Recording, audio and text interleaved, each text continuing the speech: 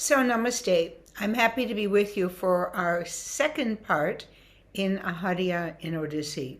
And so, in the first part, we focused on the costumes, the kinds of saris, the different regions that they come from, the choices that you have, the different styles, the background of why we wear the variations that we do wear and what some of the parameters are.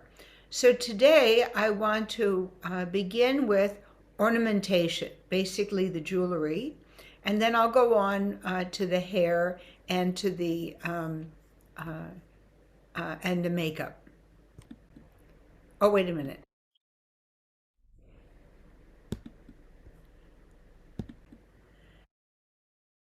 Okay, so now we're on the right section, the jewelry and the hairstyles. So instead of having my notes separate, I've put it on the screen. So one of the things, obviously, okay, now I'm going to be saying things that are very familiar to many of you, but as we discovered yesterday, some things that some people take for granted aren't as obvious or aren't known to others. So I want to be quite thorough. So Odissi is the only classical tradition that is using silver ornaments. And the Maharis and Odissi dancers through the 60s sometimes also used gold ornaments near their face and on their hands. But the silver belt has been in use much longer. So basically, those dancers, all of them, Sanjukta Panagrahi, Kumkum Lal, I'm sure Manati Mishra, definitely Kumkum Lal, they had their own gold jewelry, which they loved, some of it gold filigree, and they would use that. So it had a softer look. But today, pretty much everyone is using silver for everything. And now, and then of course there's the silver tika in the part of the hair, which can have the chains, and I'll go into details of all of these in a moment. And the back of the hair bun will definitely have something there because it's a large bun, either one silver filigree pin or a crescent over the pin. And the earrings cover the ear, or at least they come up. We don't generally wear just a hanging earring, even though you have the jhumki. You generally will have something, either peacock or some geometric design. And so it looks a bit odd to just see an earring starting from here coming down. Should be something coming up. And you can wear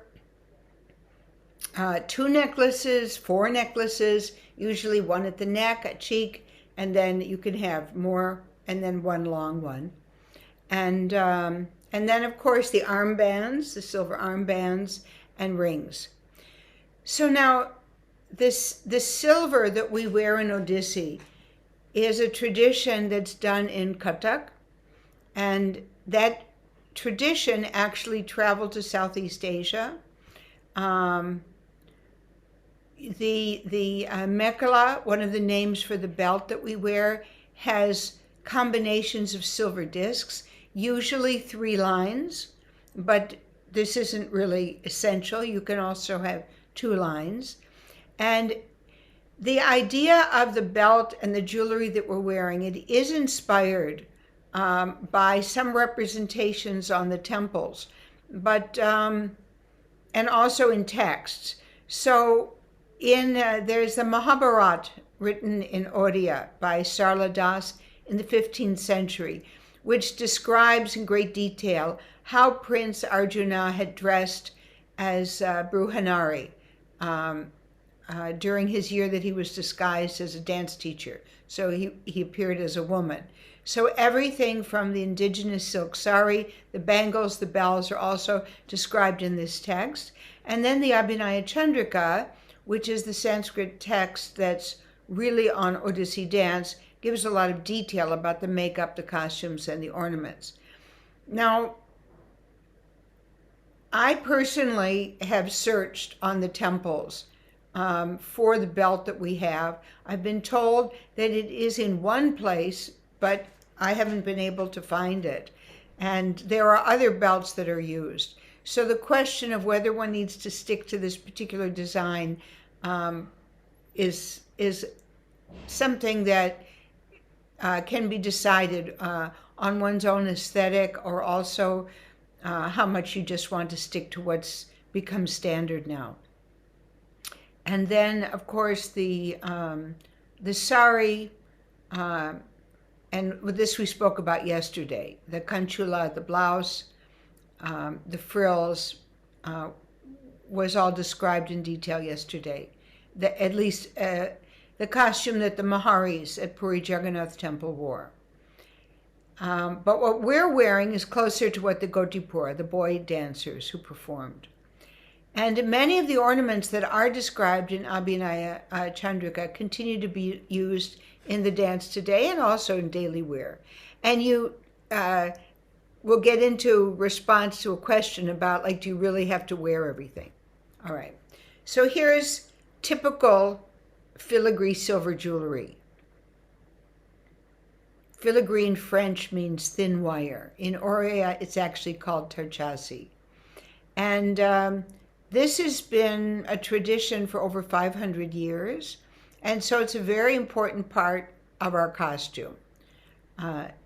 Some of the names, the tika, the forehead ornament, alaka is the piece on which it hangs, the ear coverings, the kappa, and then the jumki is the bell-shaped part that hangs down, and then the necklaces, and then the upper arm bracelet is bahichudi, and the wrist is the kankana.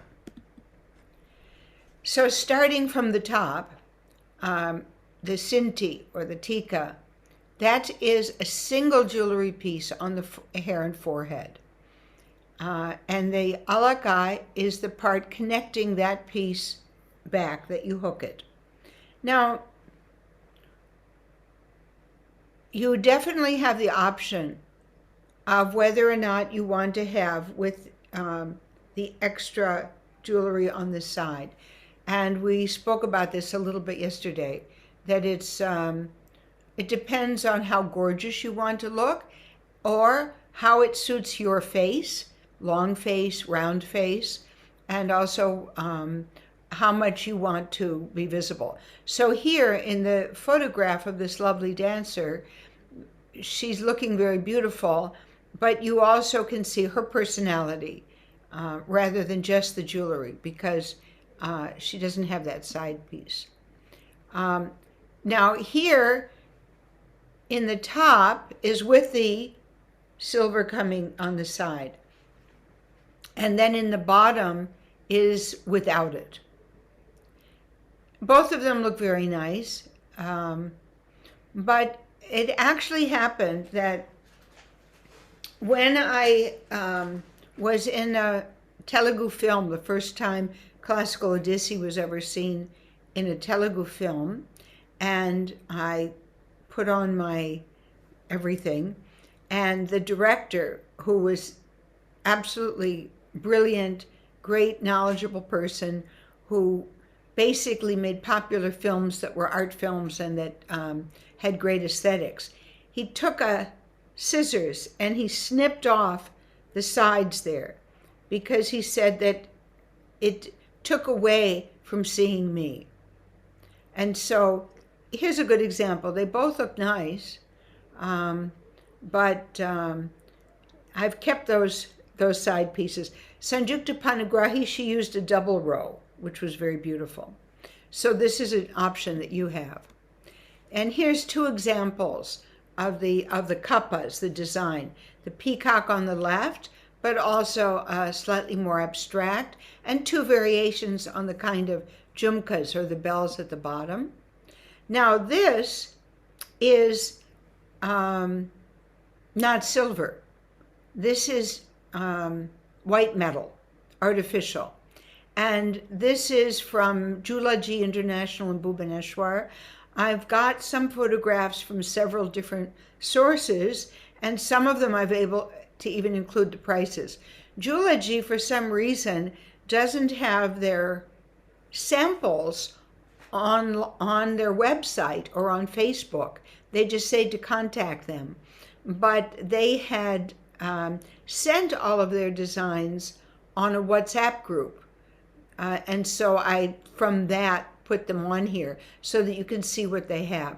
So this is a pretty nice design for white metal. It's just 400 rupees, and it does look quite a bit like filigree, because some things look very thick and clumsy. Now, this is the long chain with a pendant, and on the left, the short one, the cheek, a sample. And I've got a lot of varieties, so you can see some variations. This is some cheeks, the short necklace that you can have. Just some samples of some of the designs. Now, personally, I would say that the one at the top in the center is a bit too jazzy. It's going to just call too much attention to itself rather than just being lovely. But the others are just very nice. The one on the bottom left, which is thicker, more like a choker, which is also quite nice. And that would really depend on you. If you have a long neck, you might want to have a thicker necklace. If you don't have a longer neck, then no need to take up the space with that. And then here's some samples of the long chains. It's very important, of course, on your costume that you have one pin securing your necklace. You go behind your dupatta, one of the folds, and you put a pin through, and then you have to test it with moving as to whether or not it restricts your movement or will tear your sari, or whether it'll come back to the same place. But you definitely have to secure it with one pin. Here's a couple of more designs, quite lovely. One of the things with any kind of jewelry, though, is that when you have small hanging bells, as you see on the bottom of these, they do have a tendency to fall off. So in terms of longevity, you'd have to be very careful with it if you go in for something with those extra hanging things. Now, this is an antique bahuchudi, the armband.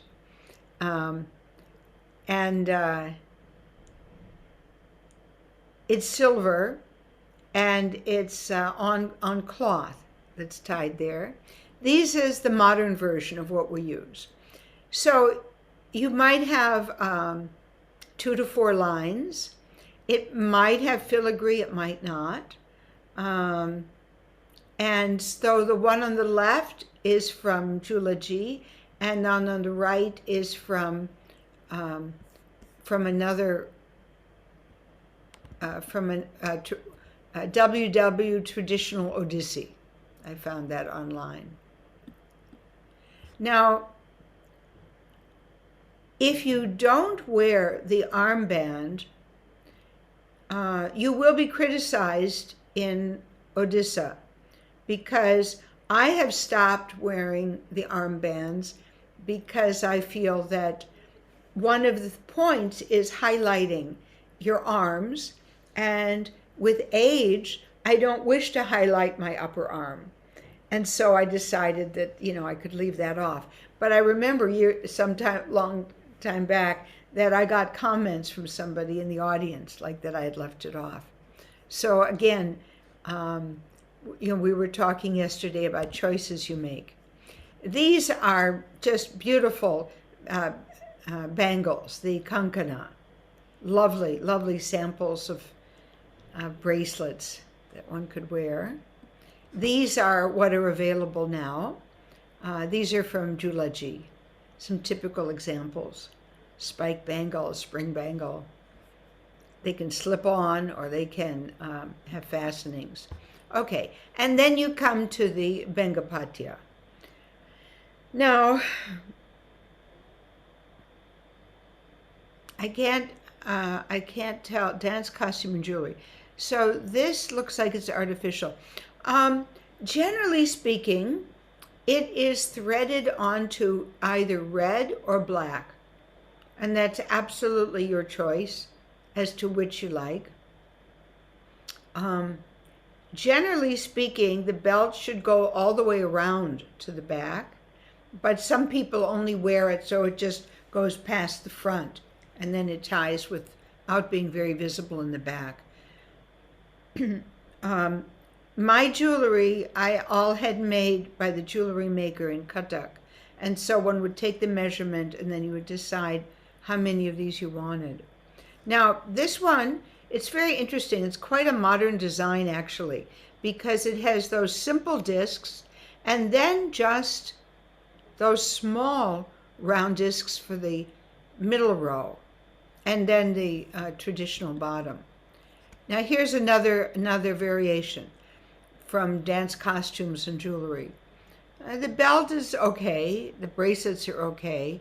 The earrings, don't wear those, because as I say, they're just hanging down and it looks more like what you would wear to a party than what you would wear on stage, because you really should have the part coming up.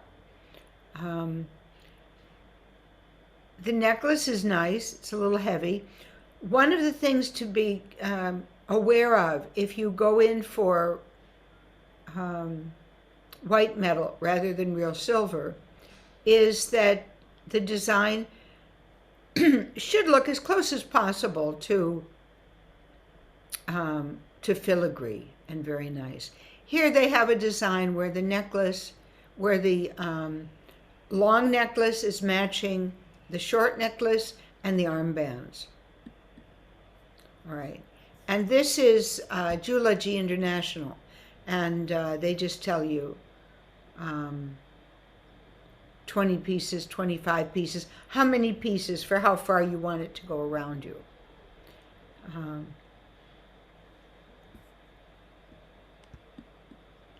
All right, and then the ornament on the back of your hair, the bun. Now, the crescent on the left, things have changed over the years. They used to, my original crescent was made where the flowers were graduated. They went from small, little bigger, little bigger, little bigger, all the way around, and then smaller. But when that one finally broke and I wanted to replace it, they said that they didn't make it anymore because it was too much work. They make them like this, all the same size, going around. That was too much trouble with that small detail. But still, it's very beautiful. And then the peacock in the center obviously is silver, and that would go right in the middle. And the one on the right is white metal. You can see the difference for the kind of work that you would have. It's not very beautiful. It's just a thing. Okay. Now this is 2 sets from another source called Silver Linings. The one on the left, you have the armbands. You have the crescent. You have the earrings, which are matching the tika, and a beautiful long necklace. It doesn't have the short one. The one on the right has, again, the long necklace, earrings, which are matching. So it's interesting to see all the choices. I mean, you really have to look at these and decide what you like because there's so many choices. Okay, here's one more design. And this is one is silver, and it costs about 34,000 rupees because it's silver.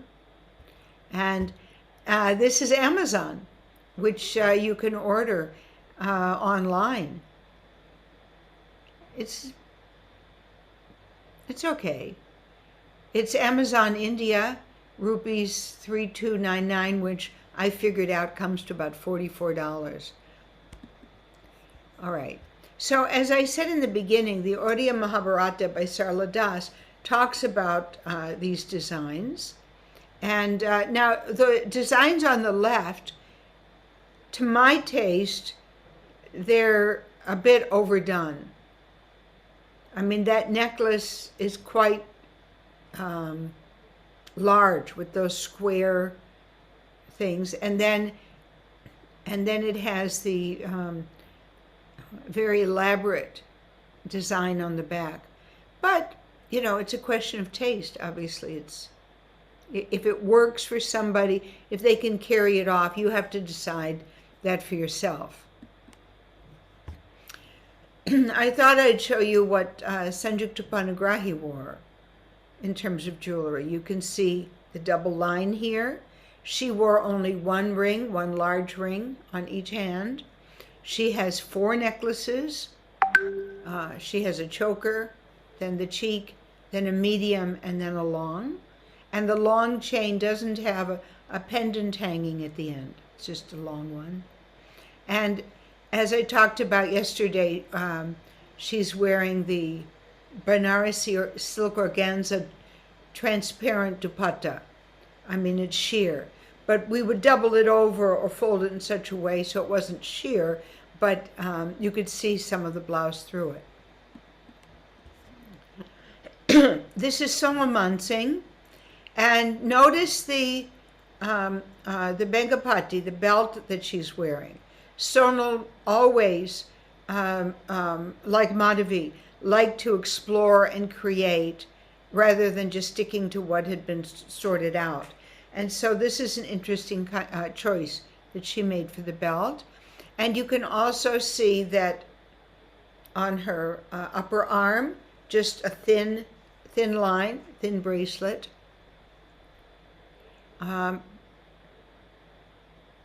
She has the jhumkis. I cannot see whether she has a tika or not.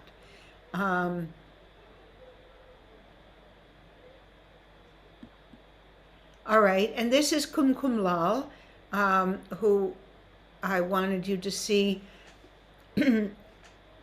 She's using some gold jewelry, and also you see how she has this, her other ornaments like that. And also it looks to me that at her waist she just has 2 rows. So some varieties.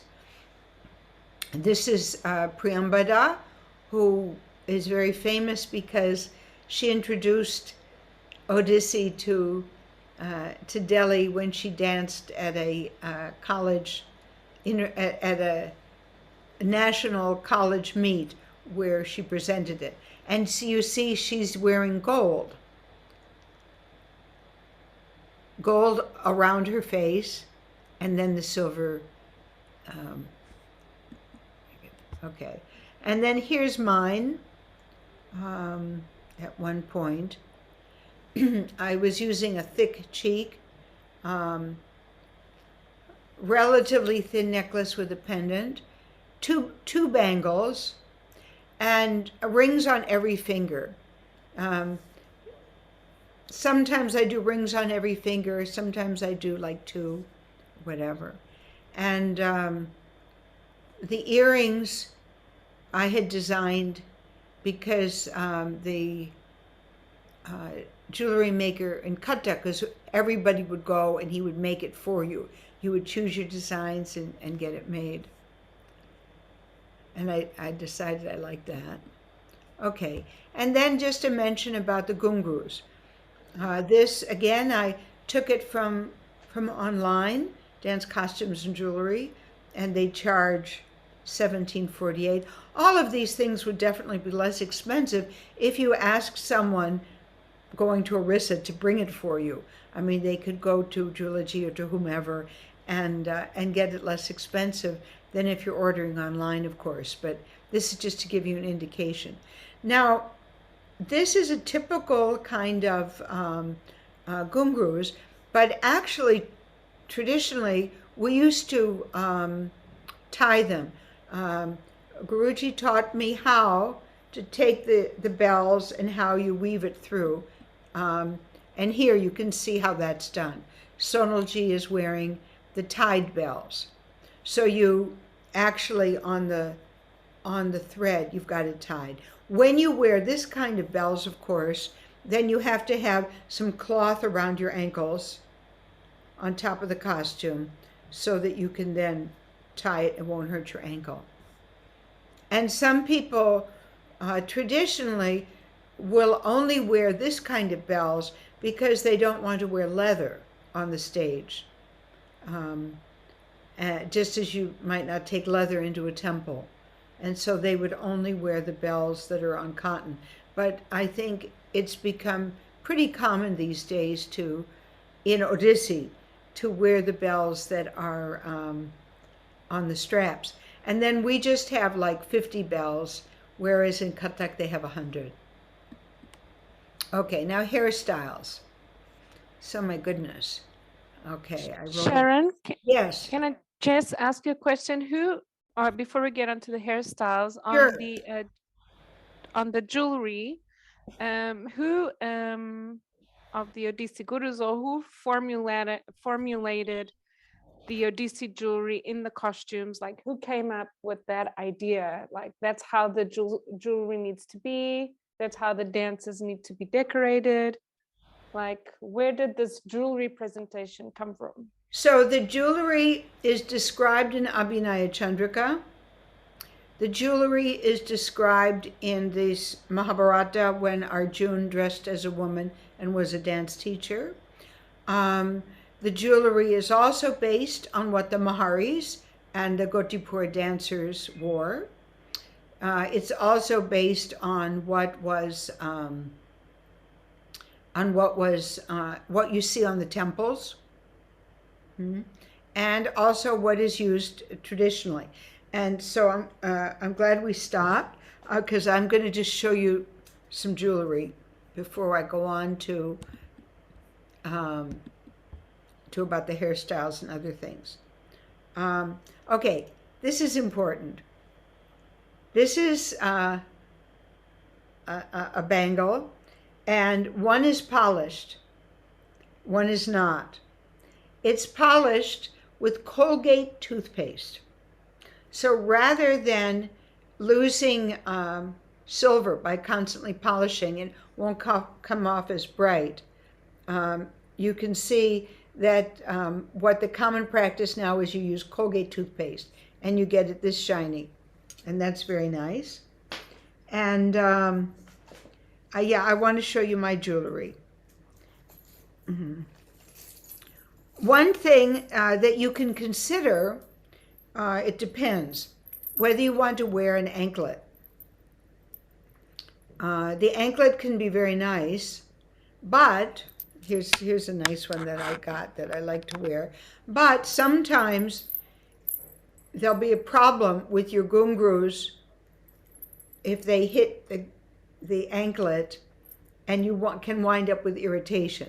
So you have to try it out before you wear it on stage. So if you've got your gungrus and you've also got an anklet, you might find that while you're dancing that you're getting injured by your anklet. So it looks nice, but it may not work depending on your foot and your gungrus.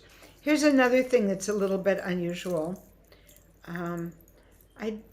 There might be some picture where you'll be able to see it with Sanjukta.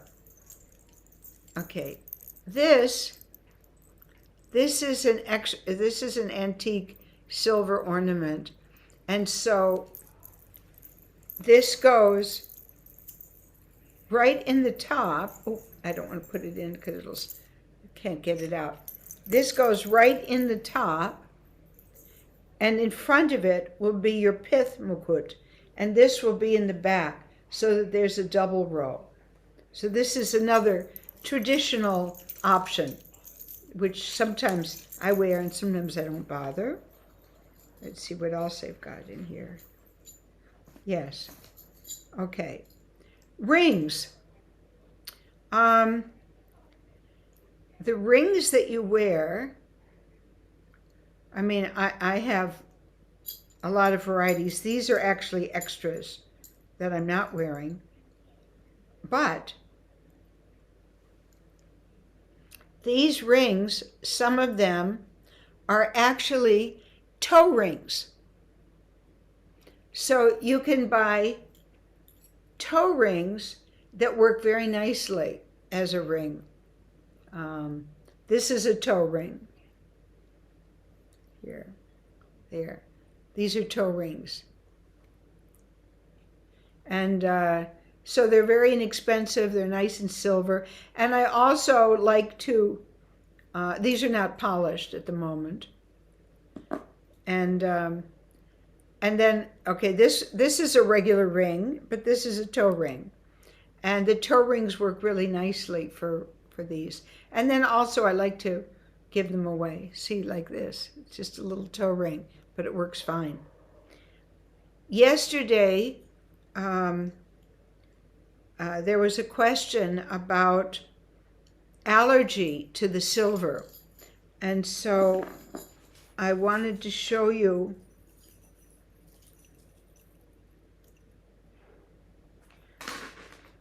this is not from Orissa. This is actually Rajasthani. But what I've done is the jhumki for this Rajasthani thing is held on with a separate little ball, and you could use that in gold or non-allergic metal. So you can change the actual thing that goes through your ear, so you won't have a problem. So that's something that might solve that problem. Okay, here's two more rings, not polished, that are actually toe rings and that work very well. And let me show you. Oh, Love to see your earrings, those big round earrings. They're so beautiful. yeah, I'm going to show those Tribal. to you right now.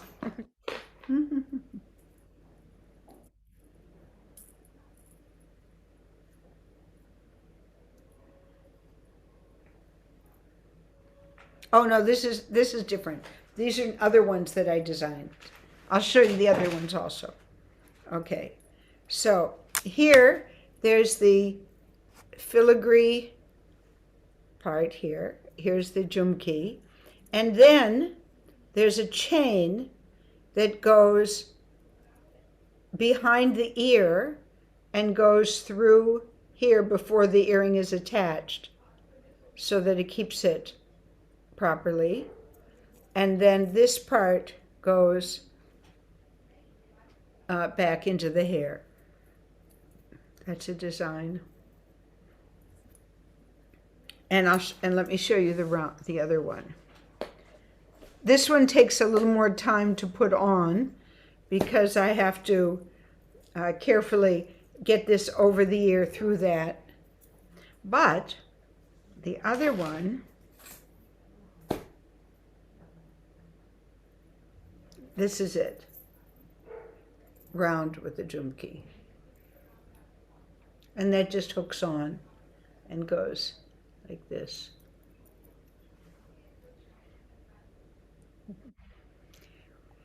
I can't remember which jewelry was broken, but I was touring in the United States, and it was during, yeah, it was probably while I was with Guruji with me. I think it was that time. There was Festival of India, and I was in Los Angeles, and they had brought the silver jewelry maker from Cuttack to the Los Angeles Museum as one of the artisans from India to demonstrate their craft. And so I had some jewelry that was broken because the filigree is very delicate. And see if I can find what piece it would have been. Yeah, probably this. This one is always breaking. This is the cheek that I use, and very often one of these links will break. Anyway, I gave my jewelry to the craftsman from Orissa, from Cuttack, at the museum, and then he fixed it, and then he brought it to me before the performance. And it was easier than getting to Cuttack from Bhubaneswar to get my jewelry repaired. That was pretty cool to do that in America, right? So this is the short necklace that I use. Let's see. Yeah, these are the bangles that I'm currently using. And they have a clasp to open, so they don't have to slide on. And it's got some hair. Here's the pin I put in the back. It's a little bit Beautiful. dangerous because of these. Sometimes it's necessary, well, to make sure that it's straight, right? And so it won't fly around.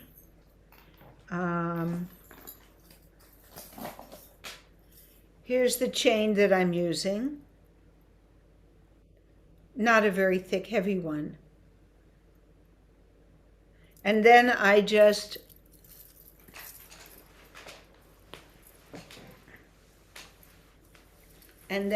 with the folds, then I go behind one of the folds and I put one safety pin there.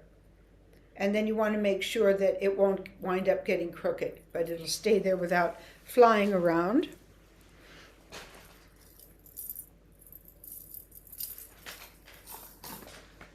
Let's see what else is here. Okay, here's another cheek. Sometimes, depending on my mood, I might just use this one. I'm sorry, these aren't polished. But if it's polished, it would look very nice. Simple. Or sometimes I would wear the thicker one and then this one underneath it, and then the bottom part would show a little bit there, and then the cheek on top. And then I have some artificial earrings for emergency. In case something breaks, I can quickly put something in my ear and have something there. It's good to have a backup because things can happen. And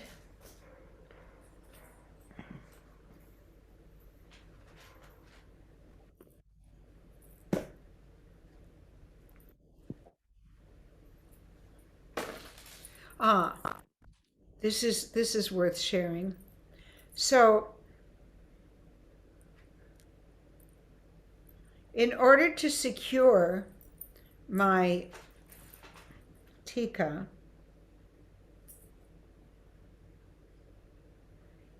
sometimes people have black threads that are very visible. So I put this here, it would be polished.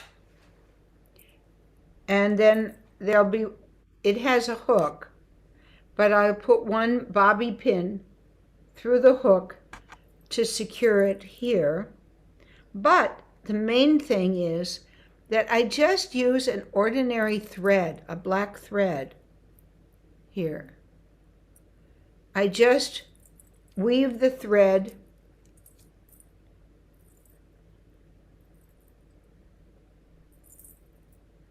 yeah, I weave the thread behind, see? I put it through here, it's on the back, it comes out. I put lots of extra thread, and I change it every time. It usually can't be reused. Put it through with a long thread, and then I tie that.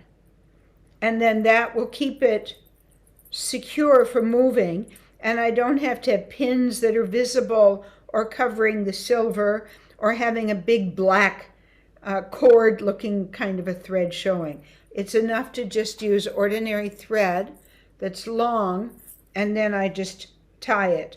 And then sometimes I'm able to untie it and keep it, use it another time, but I always have the spool of thread and the needle, so so I can do it fresh. And I get that ready before the program. Um, Anything else here? Yeah. Here's another small cheek, another little necklace that could be there.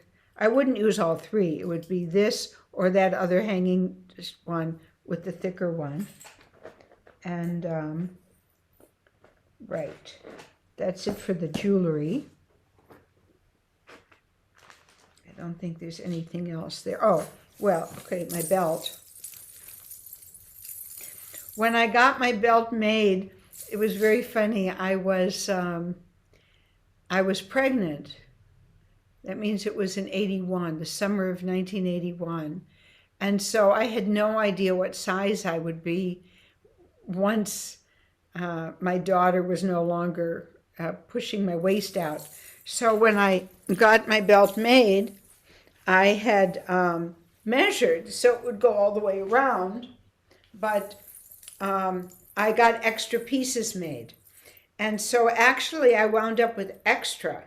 And so what I did later on with the extra pieces was, I'll show you when we look at hair, is Guru Kela Chan Mahapatra said that I should wear a braid, which is something that suits some people, doesn't suit others. Sanjukta used to wear a braid sometimes. So I had a braid, and then I would braid the extra pieces of these into the braid every time as I did it. They would be on threads, and then they would be wound down so they would be there as well. Now, this is silver, and if you get a silver one now, my understanding is that these will be thinner, because like everything, whether it's cereal boxes or Odissi jewelry, you can have it look the same, but you reduce the weight to try to keep the prices down a little bit.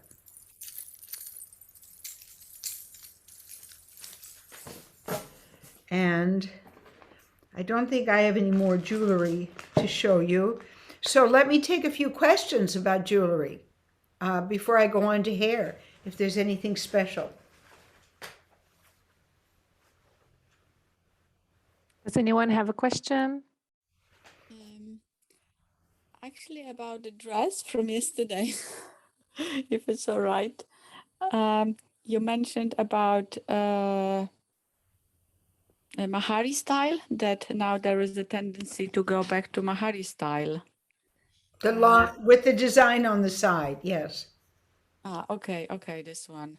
All right, yeah. Not Mahari style in the sense, not Mahari style in the sense of just having a black bodice and wrapping it like that. Mahari style, what we call now Mahari style, meaning instead of it tied with the,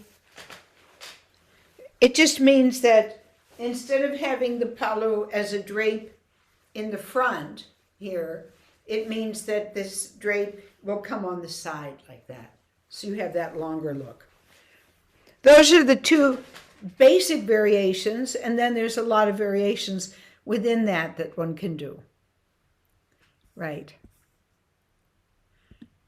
I have a question about nose jewelry. Is there any specific Oh, like yes. jewelry? Good question. Nose jewelry is fine. What I do as part of my I never got a nose ring because traditions of whether it's on the right or left are different in North and South India, and I kind of felt like I wasn't sure that I wanted to commit to it being one or the other. But I zipper is broken. But I have, let me show you what I will do. Yeah. You can take something like this. You can take a rhinestone bindi. See? A rhinestone bindi and just put it there. So that works very nicely. But you can also wear one if you like. I mean, if you have one, it's fine, but you don't have to get your nose pierced to do it. You can just use a rhinestone bindi. Okay, so let me see what I have next. Where were we? Orissa, which side do they put it on? Let's see, part one. Left side. Pardon? In Orissa, they put it in the left side. The nose ring on the left side. And many people, I mean, a lot of the tribal women in Orissa have it both ears pierced and a septum. Yeah. They have like all three. So you will see a lot of the folk communities in Orissa with actually a lot of piercings and adornments. Yeah, you can have both. That's for sure. Right. Perhaps about jewelry. Sorry, I put it in the chat, but I don't know if Well, probably when let's get back have to it. that. Let me go on if I can open this, and I'll look at the chat questions after. Let's see. But I thought actually maybe that not that important, but if perhaps any advice, how is the best to buy jewelry, not to get kind of into trouble as perhaps I did. Although I bought in the government building. Well, I mean, the thing is, I put on the Okay. slides some of the places that are selling jewelry that one can I will also personally, share. I've only gone to Jewelry. That's the only one that I've gone to. I went to them to restring my belt, so because they were recommended to me. As far as one thing, of course, is with your jewelry, it's very important that you keep it dry. So you had mentioned yesterday with your jewelry that it turned green, or that there were problems. So one of the things is, just as I said with your costume, you must, even if you bundle it up when you leave the theater, you must air it out at night. Never let it stay damp. Same thing with the jewelry. The silver jewelry will tarnish, or perhaps in your case, like turning green. So it's very important that you make sure that it's dry. Some of the jewelry which might be fastened with threads, like the belt or the armbands, those need to be dry. It's a good idea to keep them in plastic so that they're not exposed to air. And also, let's see, I put it somewhere here. Yeah, Excuse me. silica About gel. jewelries. You should have some silica gel. Oh, So the most important thing is to keep your jewelry dry.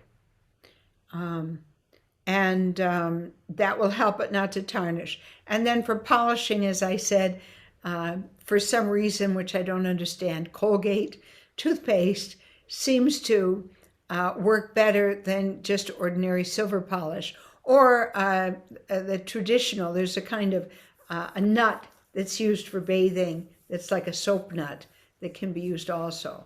But, you don't have that if you're not in the village, right? So when you come to the hairstyle, there are a lot of very elaborate, beautiful hair designs on the temple sculptures of Orissa.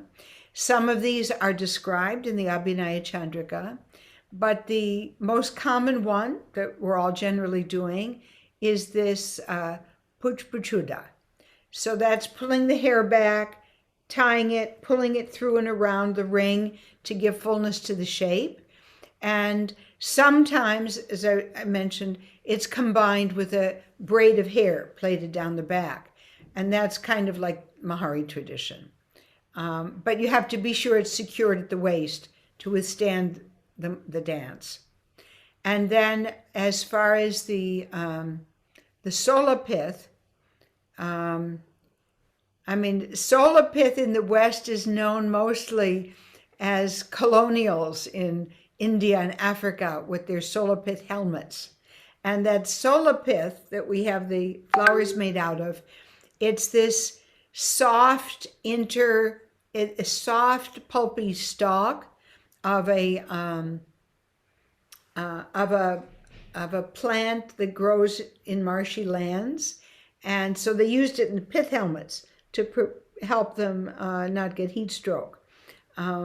So because it grows along the coast of Orissa and Bengal, you have a lot of crafts that are made out of solar pith, and it's all of the beautiful images of Durga used in Bengali Durga pujas, as well as decorations for Jagannath, and our flowers are made out of solar pith. And I'll give you more detail about that in the next slides. You know, it feels a lot like styrofoam or thermocol, but it's actually organic. And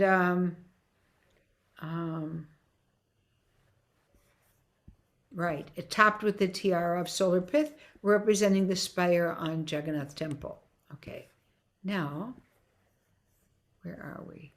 Okay, so here, you've got two parts. The crown, the mukut or pushpajwa. Now, this is only made traditionally, I don't know if it's different now, but traditionally it's only made in Puri. So basically you take the stem and you cut it into chunks, and then you put a string around the middle of a rod, you pull it tight, and that makes it into the shape of a flower. So you can, as you can see on the back, I mean, you've got two kinds of flowers. They can be in the shape of jasmines, champas, or kadamba, usually. And so this crown, there's two parts. The round part that goes around your hair is the goba, and the tahiya is the part in the center, which represents the spire of Lord Jagannath, or the flute of Lord Krishna.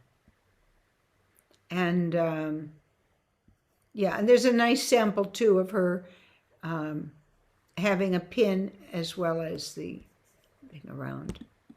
Okay, now Kumkum Mohanty,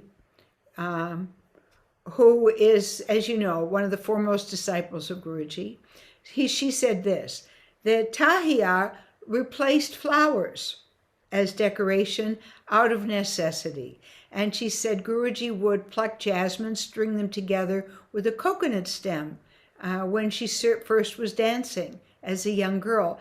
But later, making it out of the solar pith became popular. And she says that Guruji, who hailed from the painter's family, he, you know, as you all know, Guru Kailacharan Mahapatra grew up in Raghurajpur.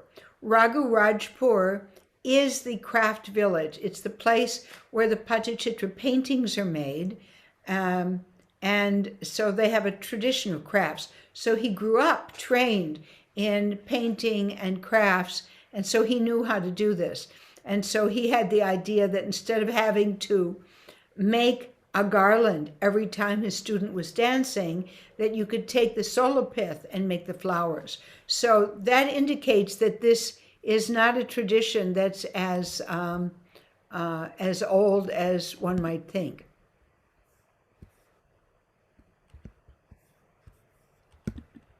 Okay, now there's some varieties in how these are made, and it's this one. In a way, you can see it's a little bit large. I mean, it's fine, it's good, but they can be smaller in that you can have the inner row of flowers and then almost immediately the outer row, or you can have several layers, making it larger. Now, there's two things that are very important about this, at least two things. One is that it should not be worn too high. And I'll show that when I finish and I'm full screen. some people wear it with it kind of like being up above, like their bun is up and they just have the flowers across the top.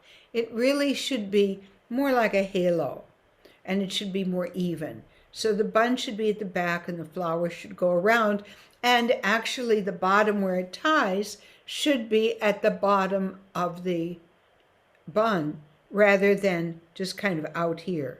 And another thing is, if you wear it a size, depends on the shape of your head.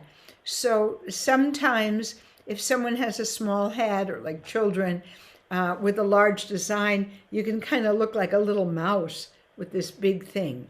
So one has to be aware of the proportion. Another thing too is that generally when you buy these, they come like this with this one string of flowers.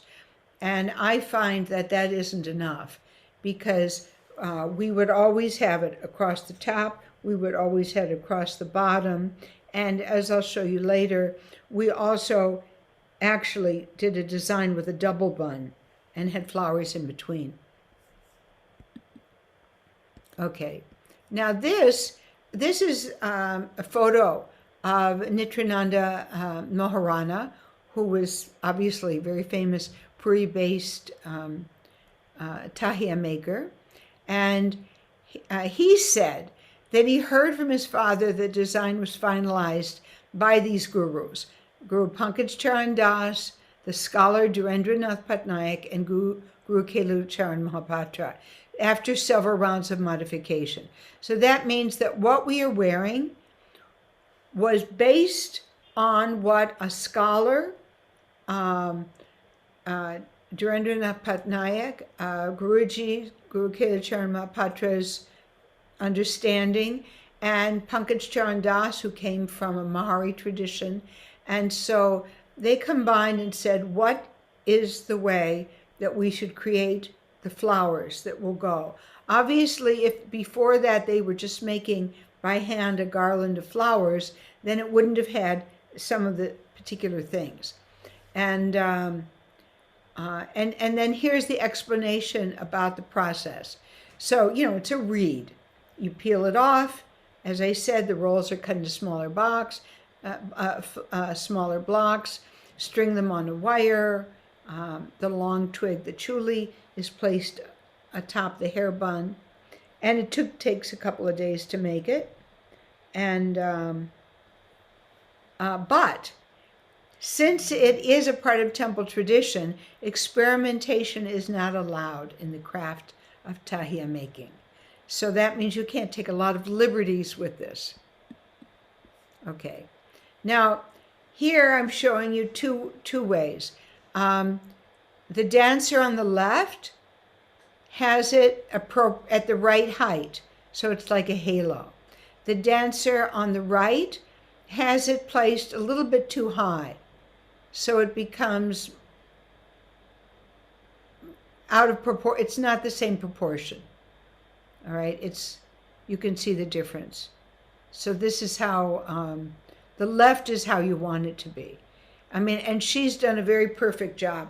And also, in terms of makeup, which I'll be getting into more later, but as I said, it's very important for you to look like yourself. So someone who's got a light hair, light complexion, so she has done a very good balance where she hasn't made her eyebrows black, which might be scary. So it's darker than her hair color. It's a transition. So she's going from blonde hair to brown eyebrows and then using the kajal to accent the eyes. I think it works very well. You could choose not to go so red with the lipstick and have a lighter tone. But, that works. That works. But anyway, I'm focusing here on the way the headdress is worn. Okay. Again, here's another dancer where you can see how it is worn properly around the back. This is mine.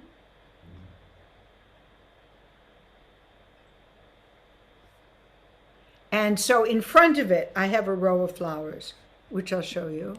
Okay, this is a lovely example. Pampi Paul from Bali. So she has added other white flowers coming around from the bottom, which also works. Although it's nice if you can use the pith, but if you don't, that's fine too.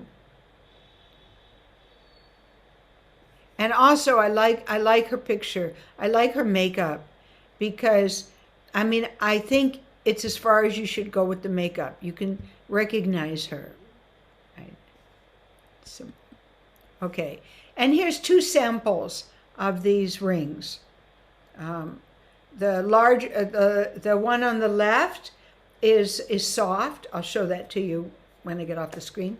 And then the one on the right is hard. They both work. Okay, now this is interesting. I've done like 450 school shows, and in my school shows, I have to change from Odissi to Manipuri, which means that I cannot use solapith flowers here because they would get ruined with taking them on and off quickly. What you're looking at is plastic that I made in America. And I just created and made it together, and it looks pretty good. There's one more picture.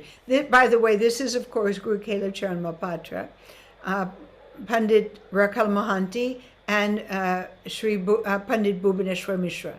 And this was during a school show at the Detroit Institute of Arts.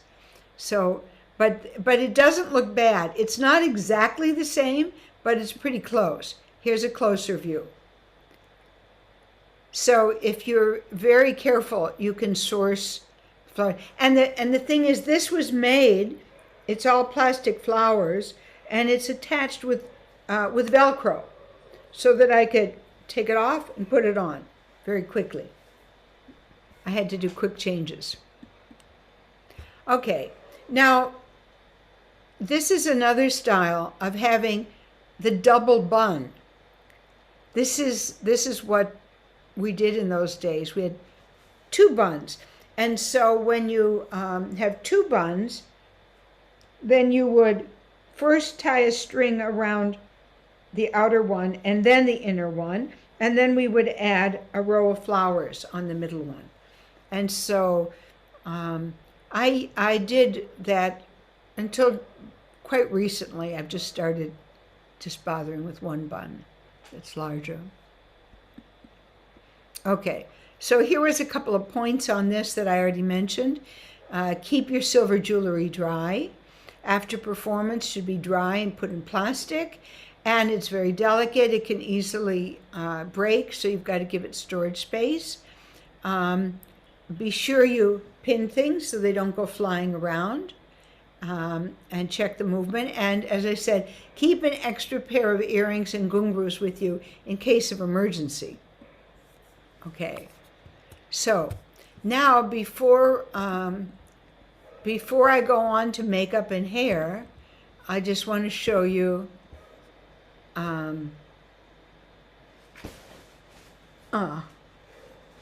I pulled out, as I did yesterday, the different sizes of things. Okay, again, depending on your hair, depending on your face, what size buns you use. Now, I have long hair, so in order for it to go around, I use, like if I'm using 2, I'm using 2 large ones that will come here. But it can also be 2 small ones. See the difference in the size? Right. So this works very well too. And these are soft. See, these are flexible. And this one is hard. You can make your own, or you can get them. I mean, if you can get it, that's very convenient. But otherwise, you can make one from a ring. And the soft ones are made out of what? The soft ones. It's made out of hair. But the inside.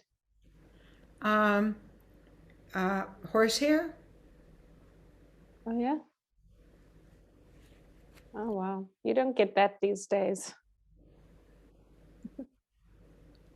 Might be horsehair. I mean, there's something inside. Could be, there is something that's a little bit hard inside. Right. Yeah. Someone has a question. Yeah, Satya, got a question? Yeah, I'm sorry if you explained that before, but how exactly do you make the double bun? Okay, I'll show you. Thank you. If I can show you. Okay. Okay, a little bit about the hair. Let me think. I mean, I won't do it completely, but like sort of. I saw some when I was preparing. I saw some things online, which I don't necessarily totally agree with. And I don't disagree, but I mean, there's different ways. Okay, so first of all, I see that some people say about making a part in your hair so that you can, but I don't see any point to that because you're going to have your tika there anyway. So you can make a part or you cannot make a part. Now, one thing is you can just plain pull all of your hair back, put it in a ponytail to put the buns. But what I do, and a lot of people do, but they do different things with it then, is I take a little bit of hair like this, and then I take the rest. Let's see, what have I got?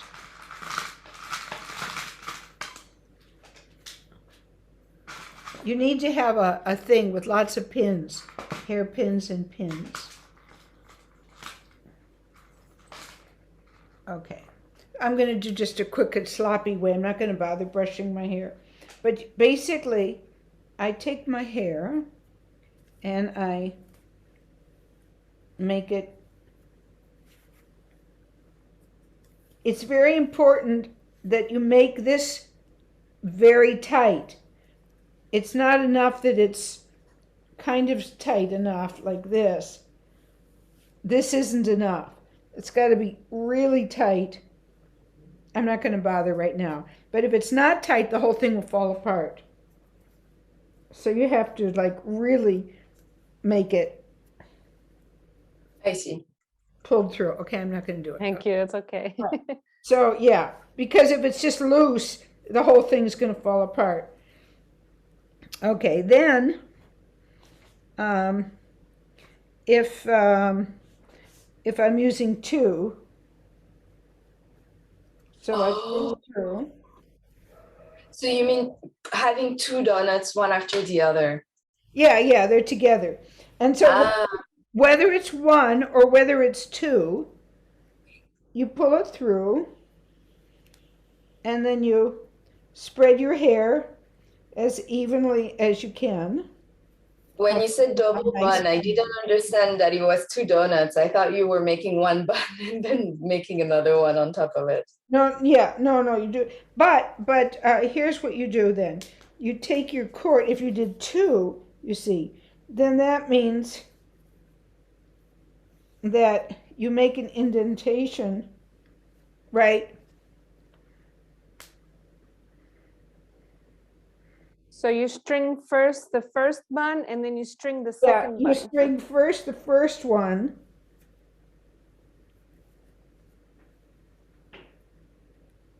Oh, I see, I understand now. See? Okay. okay. See? So you have that, right? And then you tie it and you wrap that around. And then you take the next one with another string, right? And then you have this. All right? All right. Now, Thank you. Thank you. Thank okay, you. now let me just show you this. So now let's say I only have one string right here. So now after you've done the first string and then you do the second string,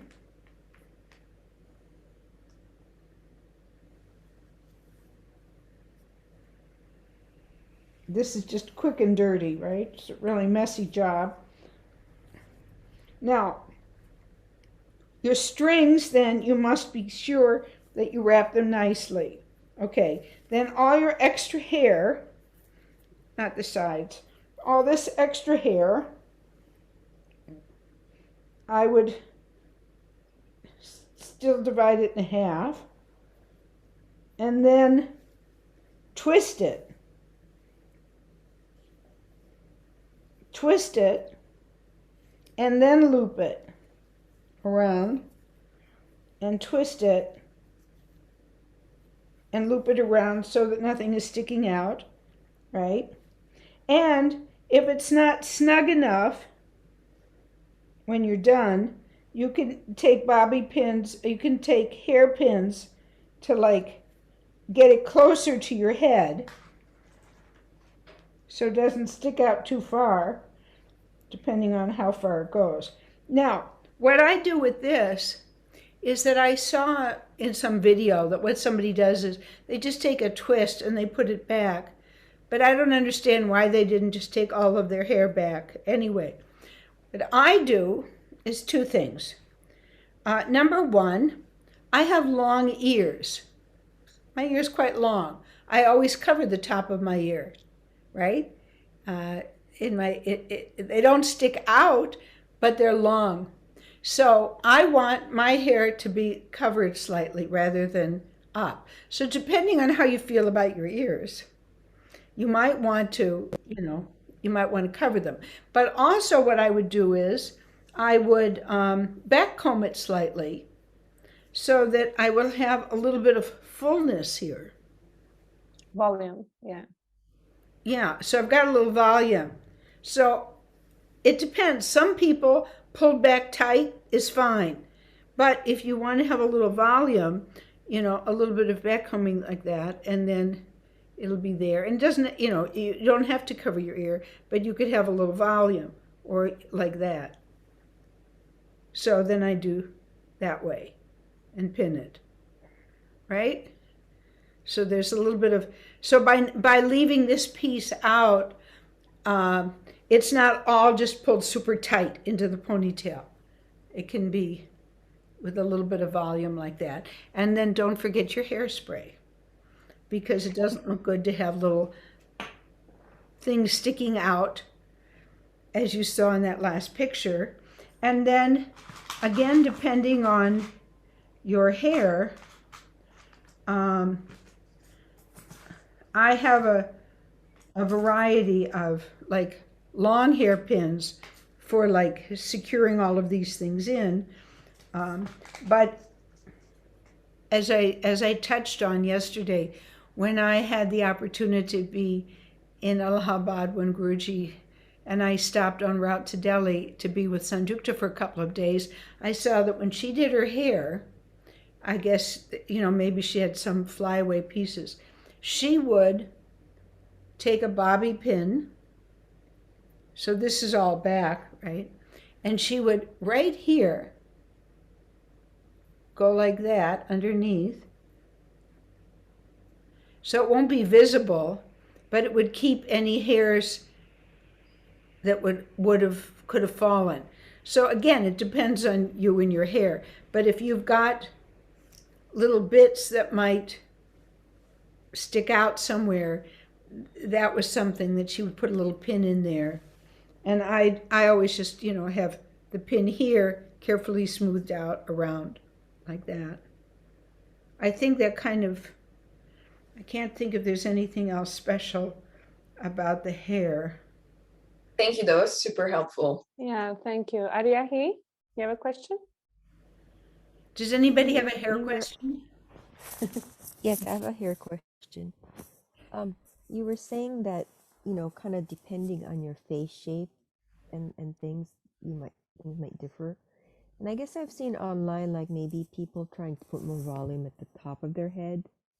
And I don't know if you have any To put what on the top of their head? more volume on the top of their Oh, head. more volume on the top. Yeah. Well, Yeah, like a round face maybe. you mean the front, or you mean this? It's more the top because, like, say if you have an oval face, then it's sort of okay. But if you have a round face or a square face, then maybe you'd want to have more volume at the top of your head. Right, right. Well, what I do with this hair that I've kept out is backcomb it so the whole thing becomes a little more. I would do that. See, there would be a little bit of volume there. Yeah. Uh-huh. Okay. That So makes sense. in other words, I when I did it now, I just kept this on the side, but actually I would have kept all the way. Right? Okay, that makes sense. Yeah. So all of that, and then all of that would give a little volume like Right. that. And then you just make it smooth. And then the way so after I've done this part, and that's tucked in,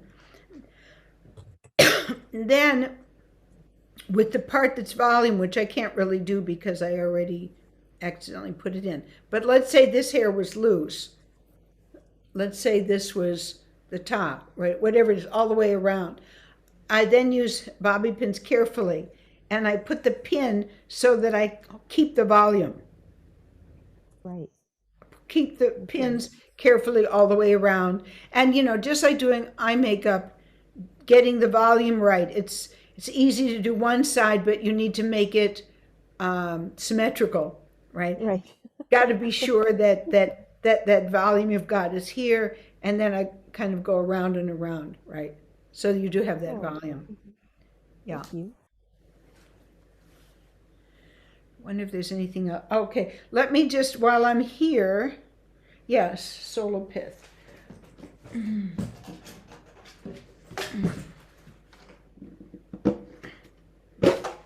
One of the challenges is how you keep it.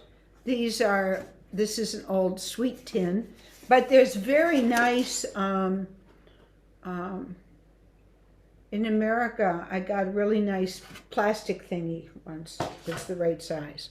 Okay, now I always travel with two because anything can happen. These are kind of old and dodgy. I've got more. There's a simple one. It's a good idea to keep a small thing of Elmer's glue or what do we call it here? White glue. Because if something happens and a flower comes out, you can glue it together. But be careful. Don't think you can do it with it on because you'll wind up gluing your hair, and that won't be fun. Be sure that once these are around, be sure that after you tie the strings, that they are tucked in with a bobby pin so they're not going to be hanging out. Let's see, what's the difference? These are two different designs. Oh, that has gold. Oh, it's just a little bit of tinsel. Sparkle. Yeah. And then like this one, for instance, although this one's so beat up, you notice they made it with these little green sparkles, and the other side has red, although they're kind of gone. But, so it's like depending on which costume I would have on the front. But the other thing about this is that I've taken the flowers and put like more together so that it would go all the way around. And then I've got Velcro, so it fastens like that. You can't see properly because my hair's all a mess. But anyway,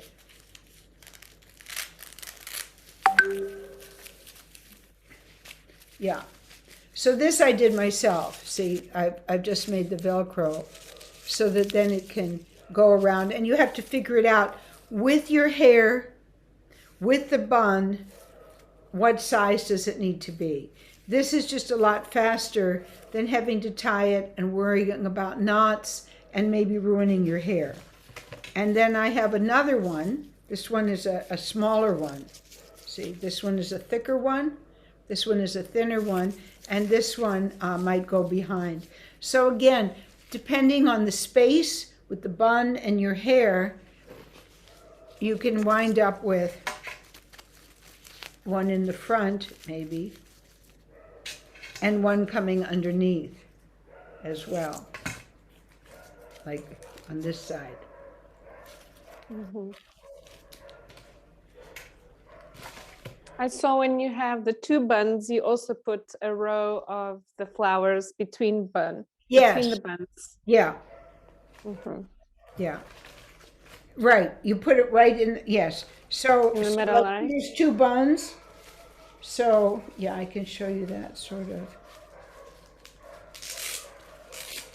just to give an indication.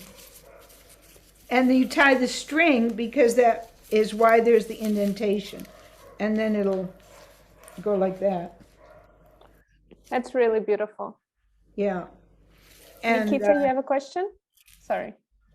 and if it's not, and if it's tight enough, it'll stay on its own. Otherwise, you might need to put a bob pin to make Pin. sure it doesn't fly off. I have a question about the longevity of the hair ornaments because they look very delicate. And I'm wondering how many times you can use one before, it breaks or gets damaged, and then you have to buy another one. And how do you store it in a suitcase if you have to travel or that kind of thing? You're talking about the solar pith, these, Yes. right? Yes. Um, very, very carefully. Um, they, you have to take very good care of them. Okay, this, by the way, for tying, I just use like a black shoelace. I just use a black shoelace. It works very well. The most important thing is how you carry it. And so, as I say, I've got this tin, and then I just can't think of the right name for it, like a Rubbermaid. I've got like, I found a wonderful Tupperware? plastic thing. It takes A a lot of, Tupperware. a Tupperware, yeah, yeah. Yes. There's a Tupperware. And the thing is, it takes a lot of space, but you cannot compromise on that because it will get crushed and destroyed if you try to smush it. I mean, you can do it once or twice. Like you could have this between something carefully. But for these flowers and for these, you see, you're going to get totally wrecked. And so, like, for instance, even to carry these two, which is why this is a little bit big, then it's like I will first put one layer in of that flower, and then this will come in like that, and then very carefully fit these so that they're not going to get any pressure on them.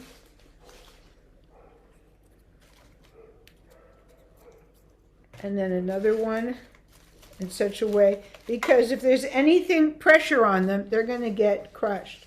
Then I'll have this one going that way. They take up a lot of space. If you Google for a Tupperware that will fit them, Google tortilla Tupperware. Like if you live in Spain, when they make tortilla de patatas, Right. that's I found out that works perfectly. Yeah. Or even a cake Tupperware.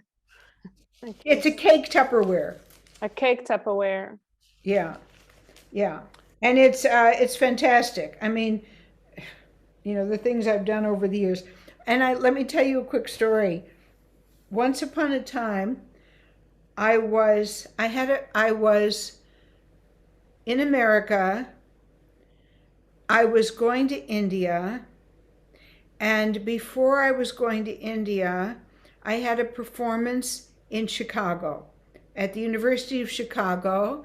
That was American Institute of Indian Studies celebration for Professor Ed Dimmock. And there were three of us to perform. Janaki Patrick, who had an AIS grant to do Bharatanatyam, Sharon Weiner, who had done Kathak with Sitara Devi, and me. So, fine. So, I've got my costumes and everything. I'm getting ready, and I discover that I don't have my flowers. In my brain, I had been like, when I packed, I'm like, oh, this takes up so much space. I'm going to India. I don't need to take this, forgetting that I needed it for the performance. So there I am, getting ready in my room, and I don't have flowers. And you know how you're going to look if you've got all of this? Like a rat, okay, without the flowers. So I remembered that the night before, there'd been a dinner. There were flowers on the tables. Joan Erdman had said, you know, why don't you take one? I said, no, it's all right. You give it to somebody else who will be more flattered to get it. So I remembered that, and I said, the person in the next room, can I have your flowers? Then I thought, will what I have learned in the dance of how you make a garland, is this going to work? So I take these flowers, and I'm stringing them together, and I requested some tuberose. So that would go there. And I'm making this garland, and I'm still stitching this while the first dancer, you know, is on stage, and I'm backstage, like, you know, I hope this is going to hold. I don't know if I've never done it before.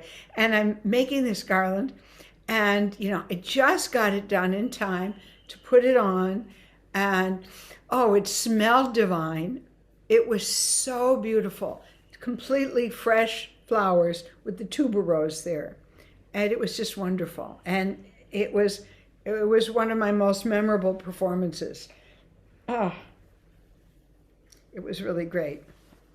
So yeah, they take up a lot of space. There's nothing you can do about that. And also, like, depending on your cake Tupperware, whatever you have it, you can, you know, maybe put this in with it because it's soft, to use the space. But there isn't really much else that you can put in the same container that's not going to damage the flowers, right? And I had a box of like 40 of these. I think I still have about 15 or 20. But not because I wanted them myself. It was because a dancer in Delhi had asked someone from Orissa to bring them to her. And then when he got to Delhi, she said she didn't want them. And he was like kind of desperate because he'd invested money in buying them all. So I took them all, and then over the years, slowly, you know, a few of them go. But you definitely need to have 2 sets. And I mean, you don't have to, when you're dancing, take 2 sets, but take some white glue so that if something falls off, you know, it's not going to look nice with one thing missing. And if you're going to be doing a lot of dancing, or like as I was doing school shows, you could consider creating one out of artificial flowers. But I wouldn't use it for a regular performance. It was just because I had to change costumes on stage while I was talking and take things on and off that I did that. I don't know if there's anything else about the hair. So, oh yes, Aryahi. Aryahi, yes. Got a question? So, I think you kind of answered this, but I just want to make sure that there isn't like kind of like a ranking or anything that's like denoted by the costume. Like, say, you know, in some traditions, like say like martial arts, you know, there's colors of the belt, and you don't just go buy yourself a black belt, right? It can mean something, and everybody understands that it means something. There's Yes, nothing okay, really that's like an interesting question. The question was certain kinds of costumes, like, you know, when you do karate or something, it denotates a certain level or something. In Odissi, that's not there. I mean, if you were asking me about Manipuri, I would say yes, because there where you had royal patronage, you would be allowed to wear a certain cloth because it would be granted to you by the king. But in Odissi, the way that Odissi has evolved out of the temple dance tradition combined with the Gotipuras, and then the gurus, Pankaj Charan Das, Kelucharan Mahapatra, the others, all of these people worked in theatrical companies, jatra, and that's how they got the ability to take the Gotipura training they had and make it theatrical. So it didn't come out of like a patronage system where you would have things that would denotate rank, like you're a certain level so you can wear this. I mean, I think we all know that, for instance, only princesses are allowed to wear gold anklets, right? You know, normal people can wear silver. Gold is only for royalty. But as far as the dancers who used to wear gold, it's simply because this was their jewelry. That was their part of their dowry, part of what they had from their wedding. Because they danced before they married, they had probably gotten some of the jewelry that they would be able to use in performance. And but except for the fact that my first costume, my guru said I couldn't make a white costume first. That would be inauspicious. But after that, there isn't anything in terms of the color or choice of ornaments that would automatically be indicative of rank or level. But of course, if your costume is aesthetic and beautiful and your jewelry is appropriate for you and everything, it's going to be more elegant and certainly in Orissa, I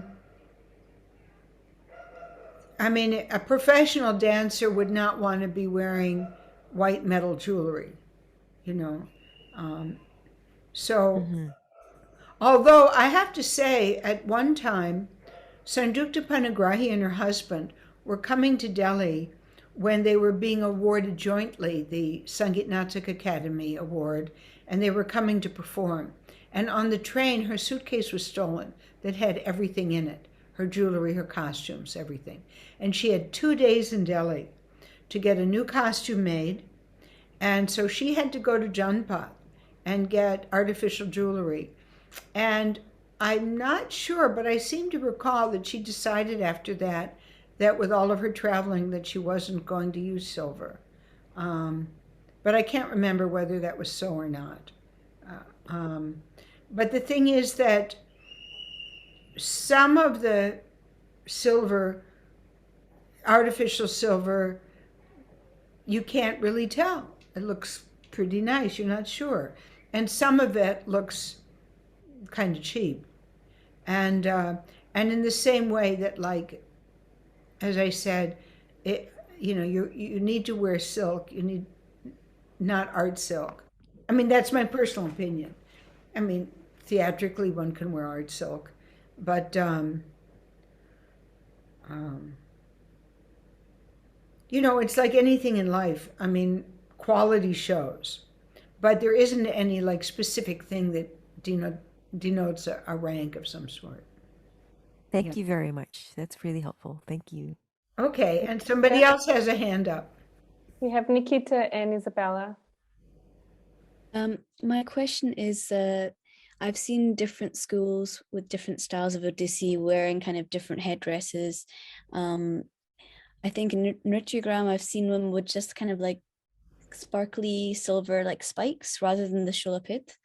So I guess my question is that what is the bare minimum, or what would you not exclude, or what, you know, what would you, what can be excluded but what cannot be excluded when it comes to like the hair and makeup and jewelry kind of thing?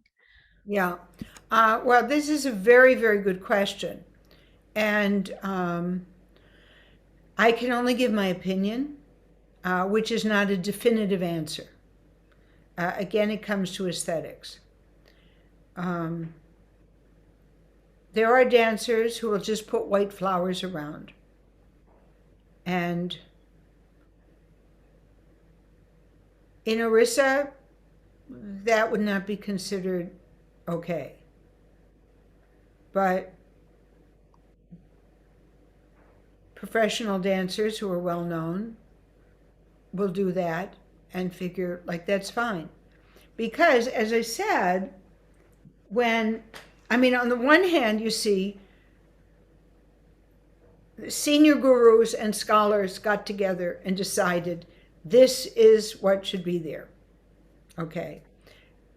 On the other hand, before they decided that, it was just fresh flowers.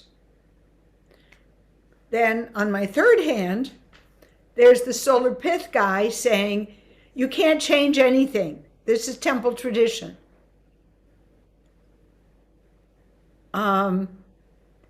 Right. So on your fourth hand, you've got to juggle those, which means that, for instance, we're wearing white flowers. You will see sometimes people will have a different color, like to match their costume, or you have red flowers. Now that is very much of a South Indian tradition, where you'll have like some red or orange flowers and, you've got white. I would say that, for instance, if you really wanted to, let's say, you had some colored flowers that were a part of it along with that, you could do that. You could. I wouldn't do that, but you could. And then, again, if you just had like white flowers,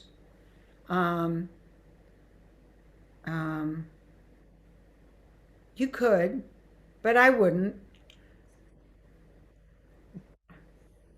Isabella? Thank you. Can you hear me now? Yes. Yeah, thank you. So I have two small questions.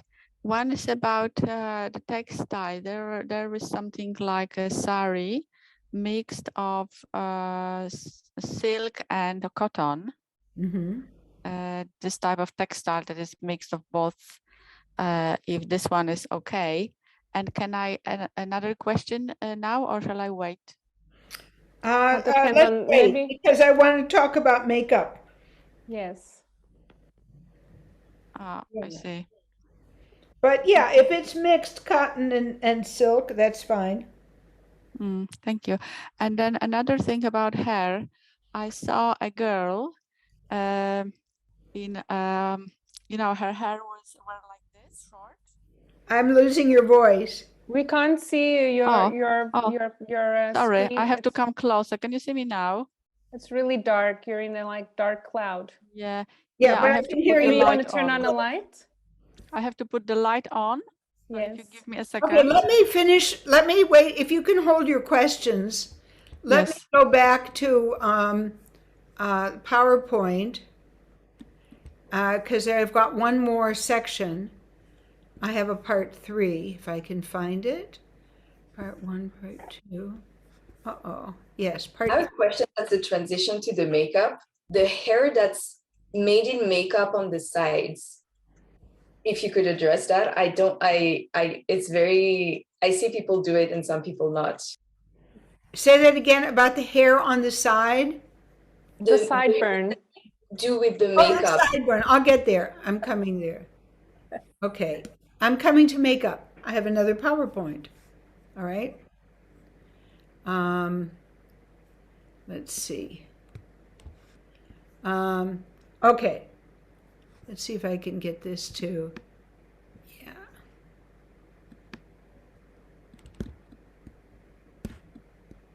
Okay.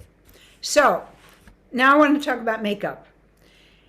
So here's what it says in the classical texts, that the eyebrow should arch, and it should be like Madan's bow, like Cupid's bow. So that's why we bring it up slightly here, and we even sometimes curve it up at the end. See how I've got that curve at the end? Everybody isn't really doing that now, but that's what Guruji always did. So it should look like the bow that God shoots his arrow, Cupid shoots the arrows from. And the eyes are, of course, outlined with kajal, and the corner of the eye should resemble a fish with a tail, Meenakshi. And then your bindi is surrounded by the white, which represents the sun and the moon, or a flower. And that hair spiraling on the cheek is also pretty standard for Odissi makeup on the stage. However, I would say that's optional. You don't have to do it. It's kind of like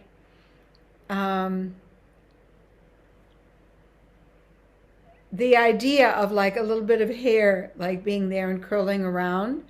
It's almost like that was a fashion and it got stylized, and Guruji did that. Because also like in Prashati Dishi Dishi, he's got choreography where we do like this as part of it. Because Marcel curls were probably something that was considered very beautiful in the culture at the time when he did that choreography. Now nobody does that. And I don't know that they did it in ancient times to go like this. So yes, so this spiraling curve is pretty standard. It's nice if it's done nicely, but you don't have to do it. Okay, now, here's a point I want to make. These are both male dancers. On the left, you have a Gotipura dancer, and some Odissi dancers like to add the kind of extra designs in white around, and it's done like Bengali brides. It's done in Shantaniketan Tagore style Manipuri. I used to do that in America. We would take a clove, dip it in the white, and put it around.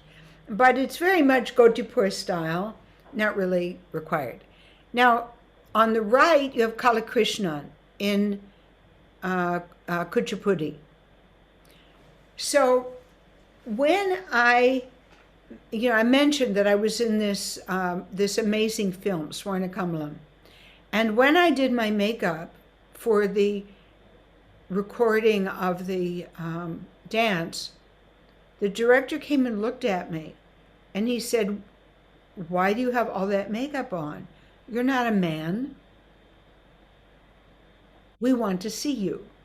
So the makeup that the boys in these both traditions that were done by males, Kuchipudi has some male dance tradition from Kuchipudi village, which was taken up later by women, and the same thing, the Gotipuras, you have a lot of makeup because the boys have to become beautiful and looking feminine.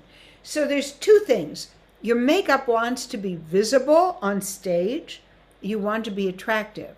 But I had to go and take all of my makeup off and make it much less so that it gave the proper emphasis, but so that I as a person didn't disappear. So the point is, don't go too heavy, do what you need to do, but don't become unrecognizable. That's why I like this picture. You can still see her. Now she's got an elaborate curl. She's got an extra there. You see, the amount of red that she has is, I would say, the maximum limit that you can go. Whereas some people, so it's still a little bit like shading, whereas some people go with so much that you're looking at the color of their eyeshadow rather than them. Okay, this is what you don't need. I bet you that girl is a pretty girl, but you can't even find her under all that makeup. So the idea of the eyebrow arching, yes, well, first of all, it is actually arching in the right place, but it's so thick, and with all of that, she doesn't need to do that, and it would be really nice to see her. She looks more like, I don't know, like something like in Kathakali. So this is my opinion about what's beautiful or what's not. That's all the makeup I wear. This is with Ravi Shankar in Chicago another time. I did put white, so you've got a separation there. And, but you know, you don't see a lot of red or a lot of blue.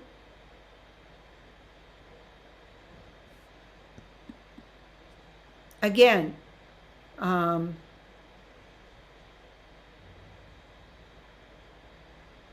one time I was at the famous photographer Avinash Pasrich's house putting on makeup and getting ready for a photo shoot at the house. And he came and he said he never saw anybody take so long to make so little difference.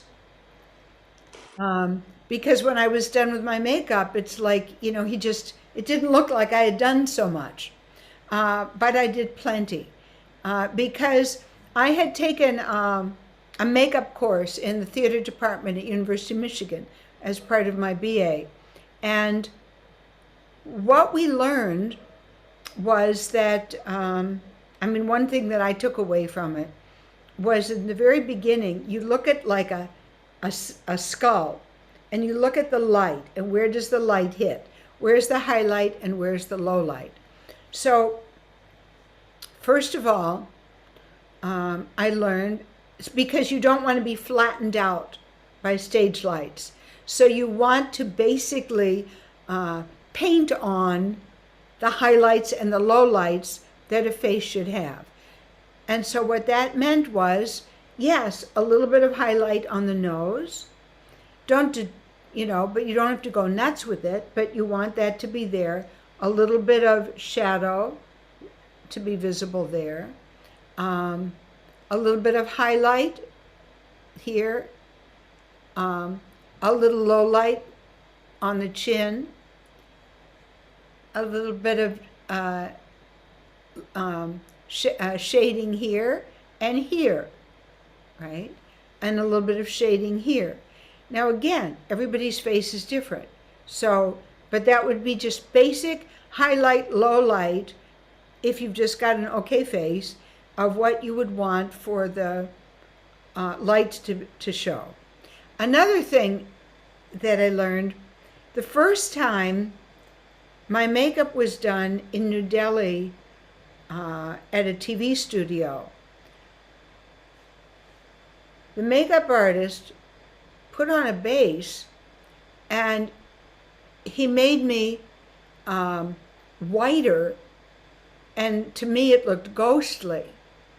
And I realized that in the Western tradition, because we didn't want to get blanched out by the lights, that we always did our base makeup one shade darker, so that with the lights on us, we would look normal. And I realized that in India, where everyone is slightly darker, that they automatically go to one shade a little bit lighter to be more visible. So it seems like in terms of stage lighting, you want to be there's some sort of medium that one is approaching. But you should definitely not make a huge variation in skin tone. And of course you have to be sure you do your neck and under your ears and everything.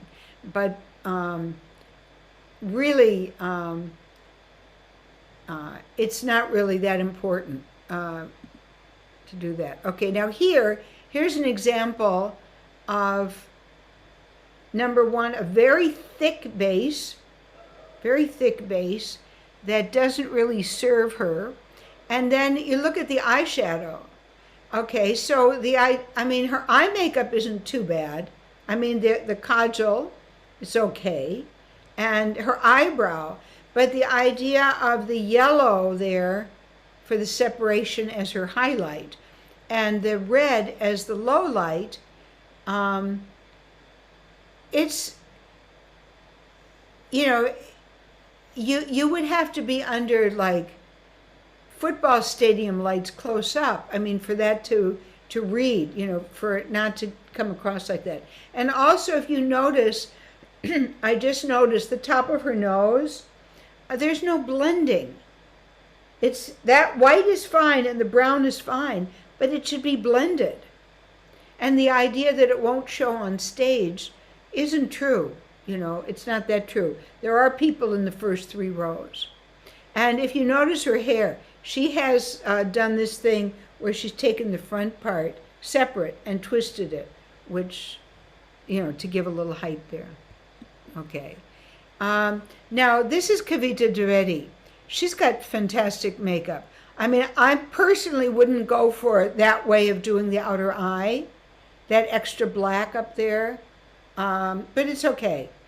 But one time I was with Kavita, and so for her makeup, yeah, she did okay. Now this depends on your skin, and your complexion rather. If you have things that you need to cover up, acne marks or blemishes and things, you can go all the way and use like pancake and then set it and then cover it with cream. She did like 2 complete layers so that she would get this very beautiful polished finish. All right. But if you don't have things you need to cover up, you can keep it simpler. Okay. Her eyebrows are very nice. The bindi is nice. You know, and there's the concept with the eyes, which works for her, and she looks lovely. Okay. But I think you don't need to do that. And also, I would definitely, in terms of eyeshadow, I would put brown in the crease for the definition, but I'm not likely to put red, because to me it looks like red from the audience. I don't know, it doesn't look like a natural thing. But anyway, it's nice. I'm just saying that there are choices that are made. It's this fashion of using all the red. I would use less of it so that it creates the effect that you want without calling attention to itself. Okay. Oh, here's a video, if it plays. Yes. This is Guruji doing my design. Remember, he came from a village of painters, so he was an expert painter.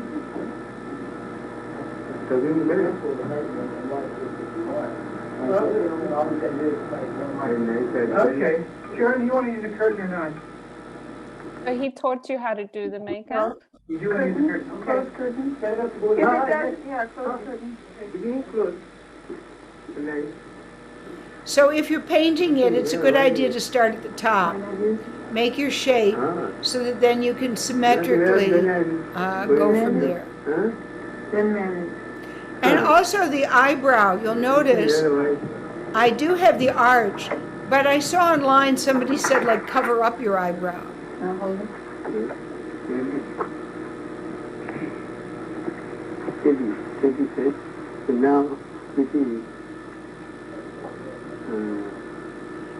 Online someone had like, you know, that you should cover your natural eyebrow and go higher. Well, that might work on an operatic stage, but I think you should follow your natural eyebrow and just add a little at the top there. So as you see, you can make kind of a straight line with it a little bit rounder at the top. Or you can go with the round.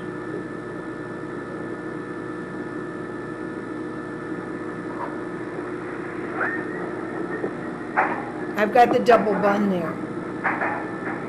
You can see the double bun. Sharon, what do you use for the white paint? Yeah. Well, you've got a couple of choices. I'm going to show you in the next slide.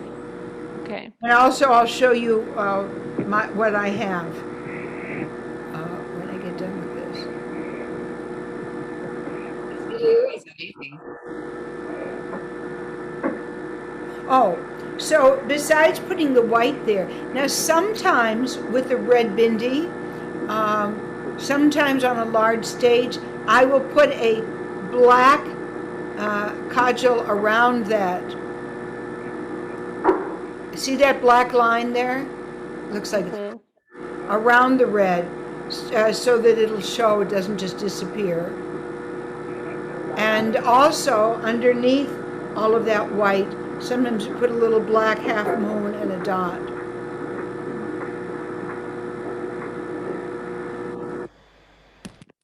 Thank you, Guruji. Okay, right. Okay, so why do I have this? Oh, well, there's a lot of things here. I've got the shadow in the crease of the eye. I've got a little white only on the outer side under the brow. This was being shot at 6 in the morning on the Yamuna River.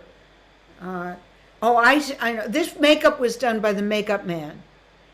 Yeah, Naresh Kari. He was really good. Simple curve. Also, I've got those rings on. Some of them are toe rings, some of them are regular rings. The cheek, the short and the long, the bracelet with the spires. As a nose ring, you see, I've got the stick-on bindi, and also instead of alta, I used red nail polish on the hands for the design. In those days, I wore contact lenses, and if I used alta on my hands, then I wouldn't be able to take my contacts out. Okay, so here's something you can use for the white. Just regular white kumkum. Comes with a stick. You can use the stick or you can use a brush.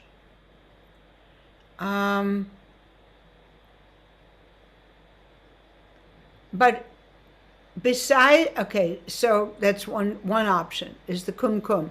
You can also use like, I'll show you white paint and some other options. Okay, so I just want to finish off a little bit about alta, and then I'll show you some more things about the makeup quickly. When I left India in 1975, after my first workshop with Guruji, I went back to America to get married and bring my husband back to India. And Guruji said, "You must paint your feet like a lotus and your husband will love you." So he was absolutely adamant that if I painted my feet, it would make like a lotus. My husband would actually absolutely love me. Now, in Orissa, you will find women with alta on their feet very commonly in villages, in Bengal and Orissa. And this is a nice design that she's got. Now, one thing you'll notice is that the way it's covering her ankle and her heel and all, when her foot is flat, you do not see the skin underneath. It's important that the alta goes all the way down as far as we can see. So here's what I want. Here's an example of really bad alta. Okay? The dancer has done what she can see, and she didn't even notice that when she brought it around from behind that it wasn't really neatly covering. Here, it's not bad, but it's a little bit sloppy. Do you notice, like on the toe, on the left toe, it's like coming down, or maybe she didn't realize that her toe turns out. But if you're going to stand and your toe turns out like that, she should have brought it over the front. But one thing about this is you don't have to have the alta go all the way across the front of your feet.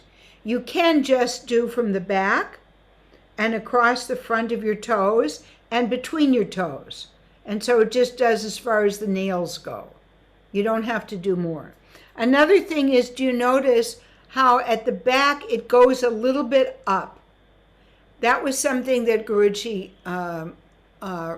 did and recommended. The first time I went in 76 when he was doing a dance drama in Orissa, and all the dancers and I went along in an open truck, he did the alta for every dancer in the company. And he has it higher in the back of your heel, and then it slightly comes down. Okay, this is what you don't want to do. We should not see the skin on the ground side below where the alta is. The alta should absolutely go down all the way.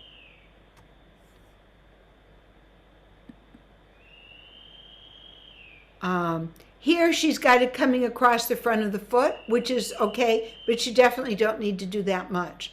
But the shape is okay, but it needs to go lower.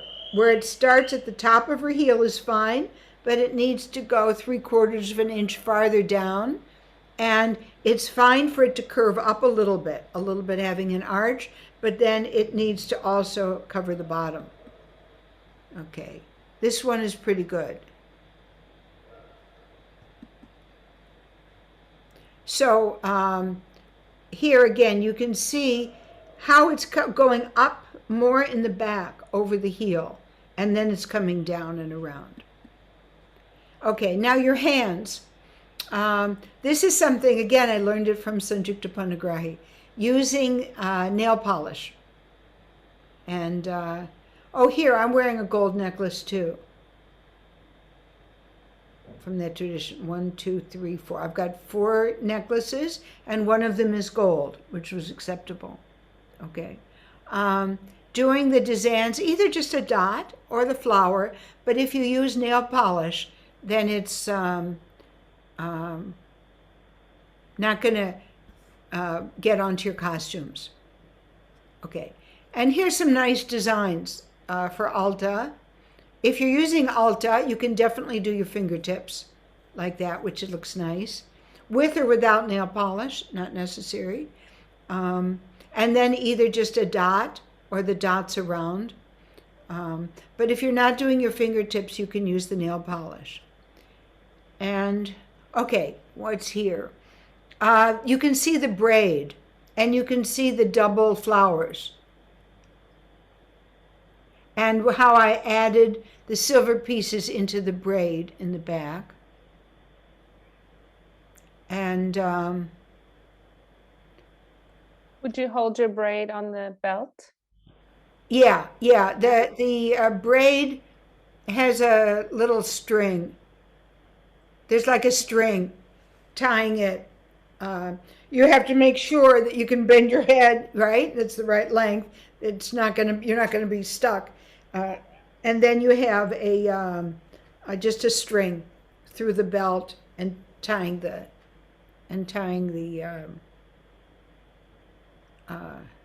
tassel, and then braided onto that tassel there. So that was there too.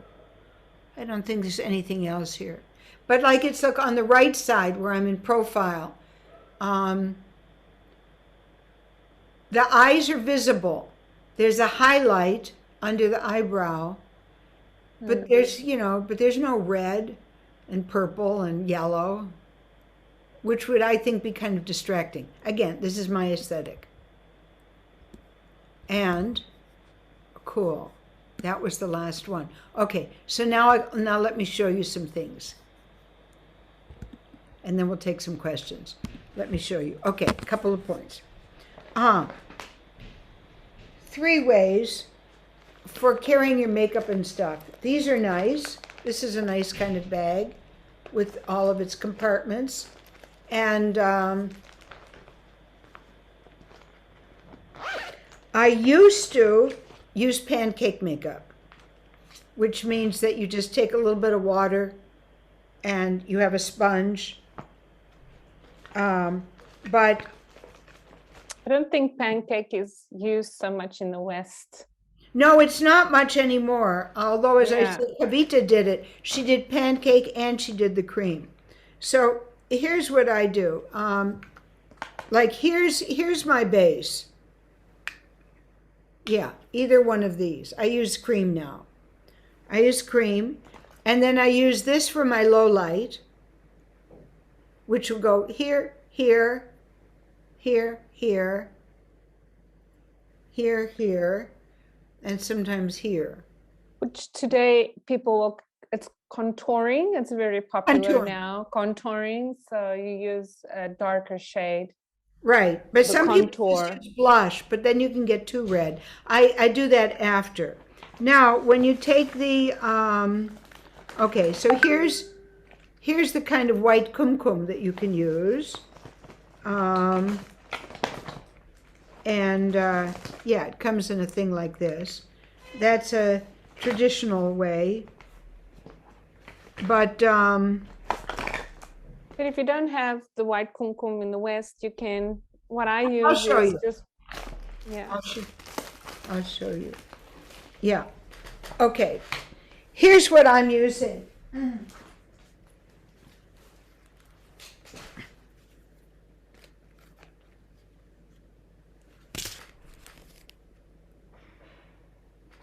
you see those? Yeah.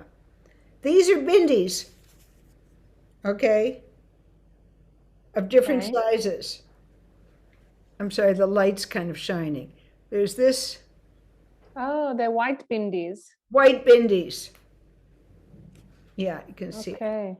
Different sizes. I have like 3-4 sizes, multiples of them. And so depending on my mood, the size of the auditorium, I might have a medium size and then smaller, or I might have a big one and then medium and then smaller. And then I just stick them on, and then I take them off, put them back on, and can often reuse them. Sometimes, as I say, with the bindi, the red, I've got it outlined in black. Sometimes, and then here again is nose. Yeah, I try to show that. Right. Yeah, you could use eyelash glue like that. Okay, then, yeah. With the braid, this was actually what I used. I found it sitting there in the trunk of things. So what I would do is,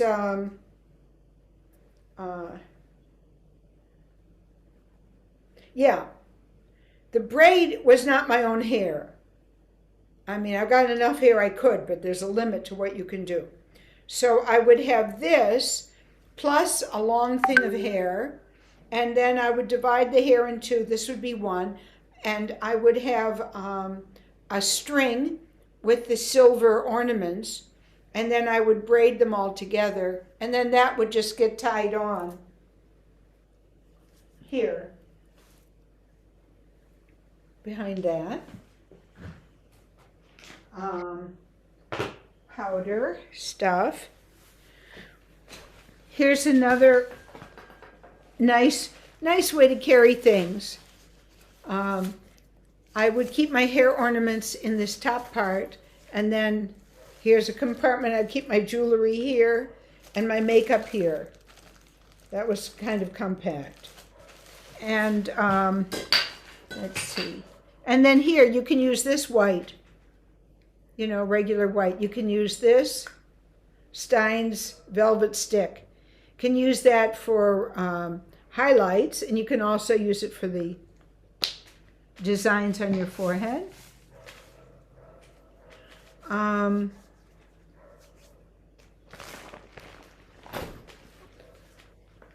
don't know that there's anything really special more about the makeup. All I wanted to say is you obviously have to find out what works for you, but and as far as this goes, you can do it or you can skip it. It's a little bit optional now, but make sure that the makeup that you have makes you visible and beautiful, and with the eyebrow, slightly up at this point. But it doesn't have to be looking like a melodrama, like a jatra.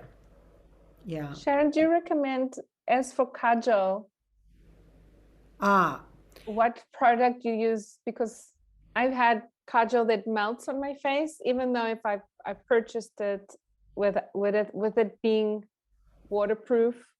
Just wonder if you have any product that you recommend as for kajal that sticks on your face and doesn't melt. you know,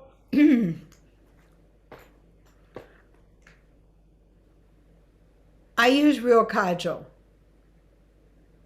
Do you use kajal? Do you mean you make it raw, like the real thing? Well, I either make it, I mean, I do both. I mean, I make it or I buy it. But here, let me see what I can pull out from here. This is a low light rather than a white. Da-da-da. Let's see what's in here. Let me see if I've got a kajal in here.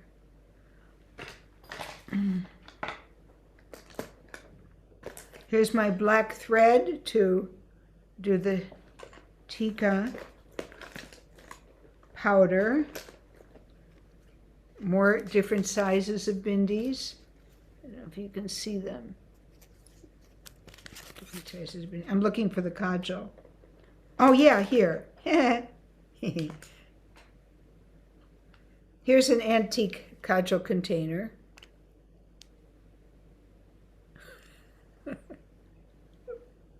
It's gorgeous. Yeah, I mean, like, why not? You know. But I mean, you can. But this is actually homemade kajal. You know. I mean, basically, like if you have an aromatherapy lamp, and you know there's the carbon when it burns, just take that and mix it with a little oil. That's it. That's it. Just take that black stuff from your aromatherapy lamp and mix it with oil, and then you've got your kajal.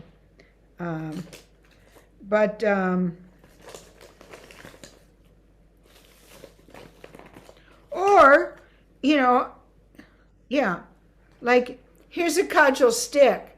So I might take like that. Same thing. Just take a brush, you know, and then use that. And the thing is, if you use kajal, it doesn't melt. Whereas if you use mascara, I mean, not mascara, if you use eyeliner, sometimes I do eyeliner. I mean, you know, I've done different things, but the thing is, once and once only, I danced in Chennai. And Chennai is really hot. And I'm not somebody who perspires, but my mascara dripped. And that never did it again, you know, never did it again. Kajal is, you know, it's oil-based. It shouldn't drip, whereas mascara might. You can use the mascara that's waterproof, but then, you know, it's like a real hassle to get it off. I prefer kajal. The only thing is, though, that the kajal, I use it there. I use it here, little half moon and a dot there. But you have to not touch your face because it's not set the way that a mascara would be. Right. Okay, I think there's a lot of questions, and I'm sorry I've been going on. Let me, shall I open them up and look?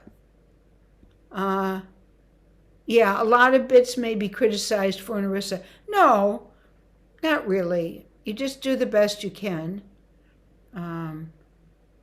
Yeah, that's right. Well, it cost you a lot then, but I know that when I sent one of my students to Old Delhi, to Chandi Chowk to get some sets, I don't think it was that expensive. Right. Narthaki Performing Arts. Okay, with Jewelry, that's great. And yeah, Jewelry is a very reliable place. Too big.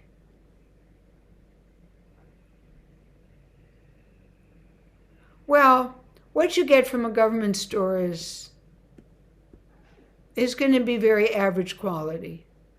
Yeah, Sweetie Alankar in Market Building in Bhubaneswar, that's where you go. Yes, solapith is definitely used for Bengali wedding ornaments for brides. And the bridegroom, he wears that funny looking topi. Yeah. What about tradition for gray hair, to hide the gray hair? Oh my goodness. To hide gray hair. My hair is completely white. I would love to have white hair, but I don't want to I don't feel that making a political statement is what I really need to do with my dance, which is what it would be. So I dye it. No, it's absolutely fine. Whatever your hair is, you should just go with it. There's nothing wrong. It's just that whether you're blonde or gray or brown or black, make sure that the makeup is complementary to that, right? And so sometimes you see people go too light. If you're fair complected, but you're too light, you're not going to have that feeling that it's Indian. You can't be so light that it's like nothing. But you don't want to have like that pretty little girl who made a mask of her face. Right? So you just have to soften it. Gray hair would be fine. If I weren't me, if I were just a regular foreigner doing Odissi, doing gray hair would be fine. But I can't do it. It's like when I was in that film and he said, you're supposed to inspire the heroine because you're a foreigner, but how will people know you're a foreigner? He said, can you wear blue jeans? I said, I don't wear blue jeans. I said, how about if you have my daughter there? Because she's blonde and blue-eyed. And he said, dancers don't have daughters. You're supposed to be like 24 forever, right? So, they had to, okay, what about gray hair? That's fine. Buns you can get. Yes. Yeah, sure. Yeah, Vijayani, yeah. That gray hair, absolutely, it's fine. Yeah, wedding ornaments are made out of solapith, but in the same way that I said yesterday, don't use a beautiful Andhra sari to make an Odissi costume. Don't take Bengali solapith for Odissi. In fact, you could get stoned for that. I mean, believe me, there has been so much Bengali hegemony over Odisha 100 years ago, where Oryas were considered only cooks and their language was no good. And there's a lot of issues between Bengalis and Oryas.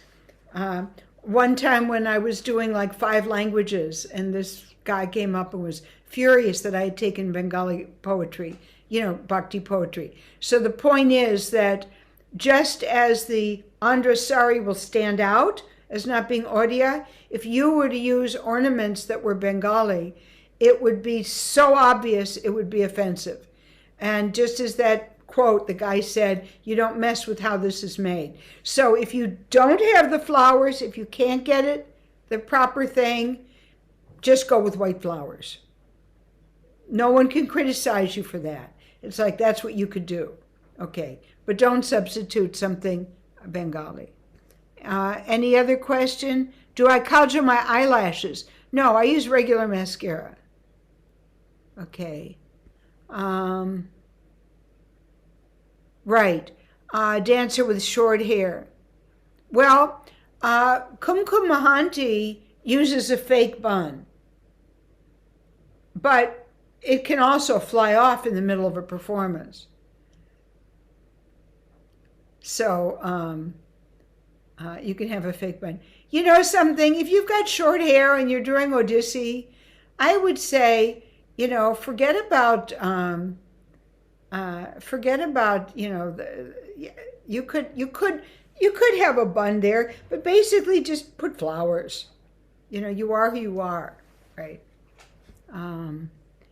something else could be messy. Okay. One thing I wanted to say, mentioning about alta. No, you can't do henna. But another trick I learned from Sanjukta Panagrahi, which I'm glad I remembered in time to tell you. Yes. Okay, I can't find it. But besides the fact that you can use nail polish on your hands instead of alta, you can use red magic marker, thick magic marker for alta. And it's fast. Now, I don't really recommend it as a general rule. I mean, I use alta. In fact, I'll just show you. Okay. My alta, which is double baggied, I take like an old, like Grand Marnier bottle or something, one of these little bottles. They're just the right size, one of those miniature liquor bottles. And keep it in that, because the alta that things come in, they always leak. And I have a brush and some Q-tips, buds. And I use the brush for the main design. I use the Q-tip for, on my feet, I just like use it, make the circle, and then you can like do it sideways and go like that, make your designs with the Q-tip in the alta. But one thing about alta is that alta wants to spill. No matter what you do, it wants to spill. And it is disaster when it spills. So you have to be absolutely careful. You have to spread out newspapers, and and you have to be prepared. But anyway, so I do the alta on my feet. But if I don't have time, or if I'm in a rush or for something, you should have like some red magic marker, because you can do that real quick. Yeah. Okay, questions? I think Isabella has had her hand up high for a while. Okay, Isabella? Maybe you want to turn on a light? We can't see you. I have the light on Oh, now. okay. Yes. Okay, what's your question, Yes. Isabella? Yeah, thank you. Actually, I managed to put all of them in the chat because I thought maybe you are in rush. So then Okay, wanted so I to got it. help. So perhaps I should lower my hand now. Yeah, I Okay, think it's great. full. Okay, Oh, maybe Beatrice? actually one question. Okay, Small, what? maybe a little bit silly, but sometimes, on the West, people are not used to alta.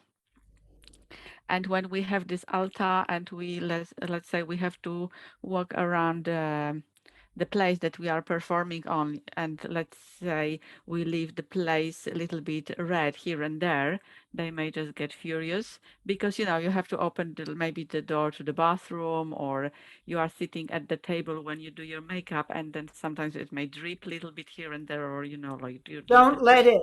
It is your response. I'm telling you, Alta wants to spill and drip.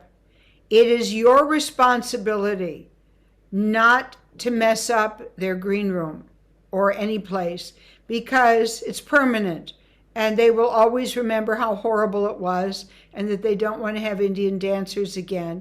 I mean, you're a representative for everything. You have to not let it drip.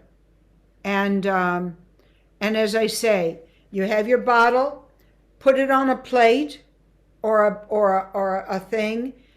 Have newspapers. You do not walk to the bathroom with red feet that are wet. You first stand on your newspaper and you blot. You roll your feet back and forth, you blot it. If I've just painted and I want to go to the bathroom, I'm going to tip my foot to make sure that there's nothing coming off. I will put my sandals on. If you're concerned about people seeing you looking funny with red feet, outside when you're leaving, that's another thing. You could wear socks. But really, you have to do everything you can to not let it drip. And if you think that it's likely to happen, I would take some like Comet cleanser or something along with me and rags as part of what I packed, so that if there is a spill, I can quickly get it up. Because if it stays for more than a couple of minutes, it's going to be permanent. Another option is to just paint your feet earlier before you go to the theater, have it dry at home. Yeah. So once you get to the theater, and your hands, once you get there, everything is dried so that you don't stain anything. Yeah, absolutely. I mean, I find that personally, like most often, recently, it's like I actually get ready at home. I actually do everything at home. Maybe put the costume on in the venue, but or at least I would do my hair and my feet. Yeah, that's a good suggestion. Yeah, Isabel, do your feet before you go, and then there's no one to blame except yourself if you've got red. And Beatrice, do you have a question? Looking for some alternative because of the, We then can't you hear cannot you, go to Isabel. work. You cannot go to work with some redness on your fingers. But anyway, it's just my own thing. So Thank you. Thank you. Beatrice, you want to ask something? Yes, thank you for the possibility. I am here. And my question is that I feel like this is not only Shringara, like the whole preparation, I feel should bring us to some state of dhyanam and to go on the stage on the right feeling what we do on the stage. And I would like to ask you, how is this for you, this experience until you are coming to the stage, like Yeah, when you prepare yourself? yeah, that's a very lovely question. It's very nice feeling, and I prefer not to be disturbed. You know, you don't really want a lot of people around, and the thing is that it's as you're doing it, it's you're focused and you're transforming. You know that you have to be steady, because if you do it and you mess it up, it's going to take time that you don't really want to spend. So it's like, I will get this right. And if not, I can adjust it. And as you do this, you get into another space, because there's two things. See, who I am that's talking to you now is not that person that's made up in this Aharya and goes onto the stage, right? It is a transformation. And so you want to peacefully and calmly transform, doing step by step, dealing with whatever things are, happening, having organized and ready. And as it transforms and you see yourself, changing in, your spine gets straight, you become that person, so that you are ready, that when you walk onto the stage, there isn't anything of like, ooh, I don't know, whatever. Because you have to come with your spine straight, with a feeling of gratitude to the audience that they've given their time and they're there, and that you owe them to communicate everything that this dance means to you and can mean for them, right? And so the process of preparing. So I personally start with my hair. I do my hair first, not the makeup. I do the hair, and then I do the alta. And then I do my makeup. And then I do my jewelry. And then I put on my costume. And then the last thing before you go would be to put the mukut on, the top, and the gungrus. And then you do your bhumi pranam just in the wings, and then you go. But yeah, and it reminds me one time in, I think it was in San Francisco, I was doing a joint program with another American. I guess she was Bartanati. We were doing a shared program.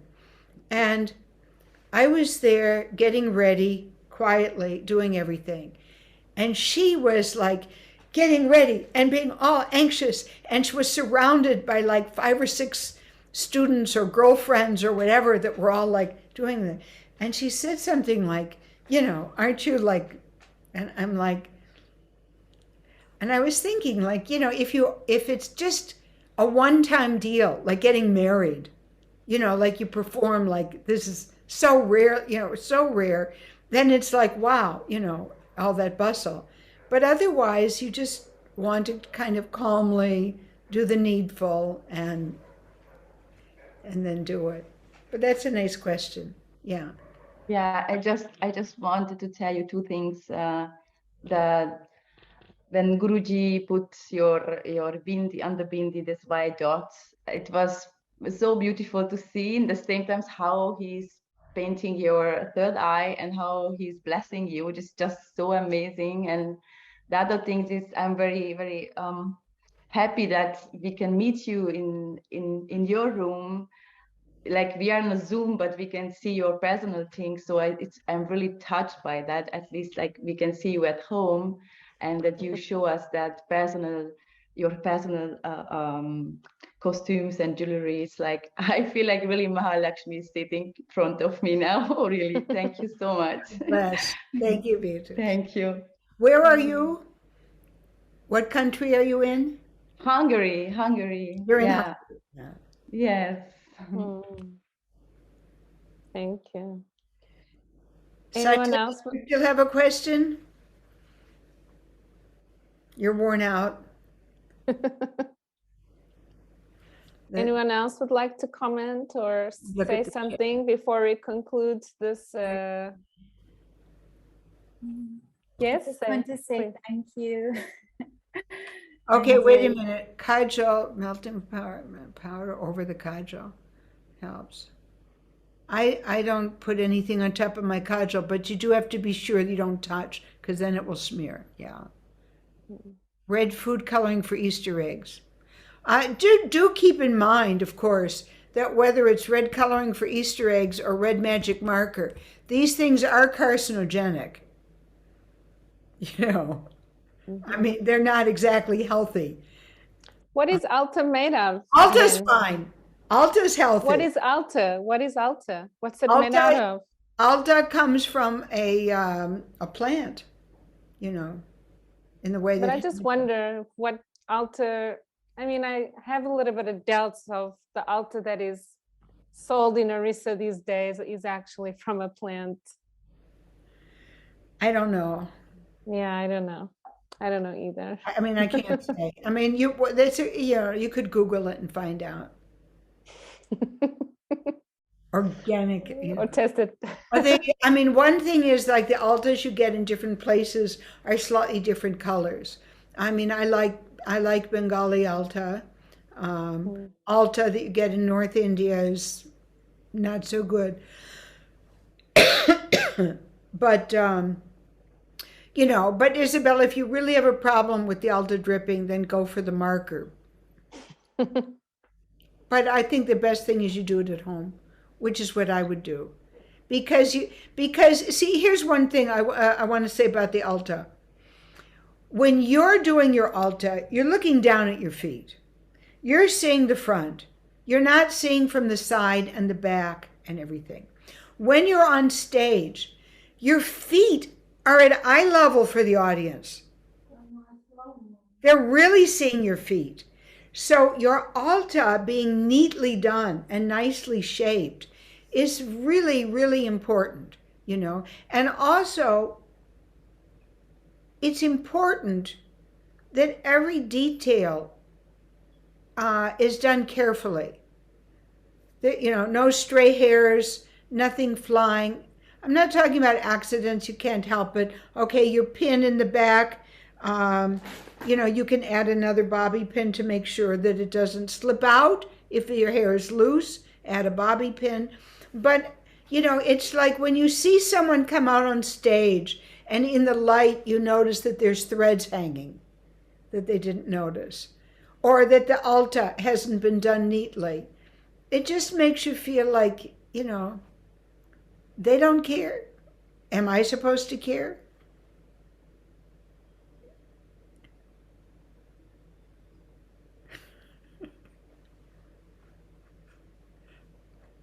Aija, you were saying before, you want to... Aija, right? That's Aija? Aija? I don't know. Aija Devi? Yeah. No, I just wanted to say thank you. It's been amazing to see from 5 years ago to now when I am from Latvia and we were a whole group from the Baltics to you, and it was something special.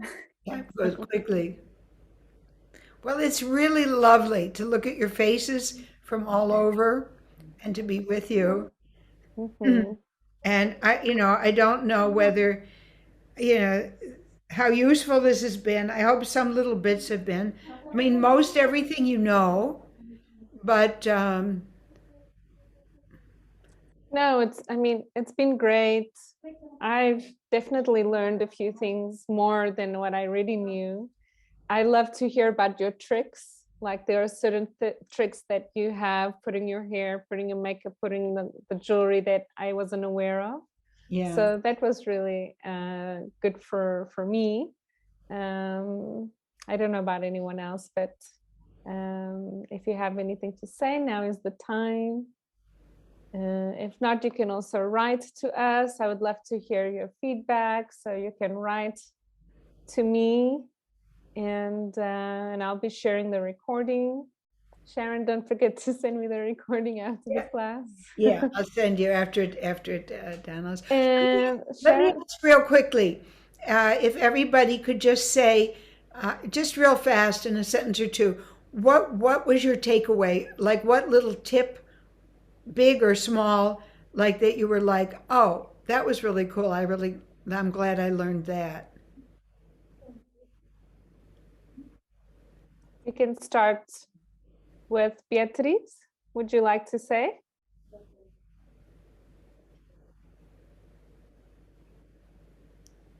I guess for me was the main that everything have to be very precise. Like we have to be focused what we are doing. That's all. Thanks. Focused, to be focused. Yes. You think? Oh, yes. To my part, I think the hair. You use a double bun. Yes, and it looks really beautiful. And another one, I think the bindi that you use the bindi, and I can have like the black one on the circle, and to make the outline of the bindi. I think this is cool. I never think this before. So many things, but this too, I think I can really, maybe next time I can try with my hair first. Yeah, thanks. That's lovely. Aija? I really liked about this thread positica because that's always when I move and it's fasting and you feel more secure about it. I like and also very lovely to see the saris and the colors. And thank you. Satya? What I found super interesting was the discussion yesterday on the different fabrics and what makes it Oriya or not. Because now, for example, using only the border on a plain sari and stuff like that, that's helped me to think a lot about the type of costume that I want to be making. And then the hair trick with the double bun was also very, very nice to see how to do that. So thank you. It was very informative. Yeah. Nikita? I think my takeaway was using the black thread for the tika, and also hearing about the rivalry between Bengal and Orissa, because I wasn't quite I wasn't quite aware of that. And I know there's a whole debate about Jayadeva being from Bengal versus Orissa, so that was put some stuff in perspective for me. He is from Orissa. Arya, he?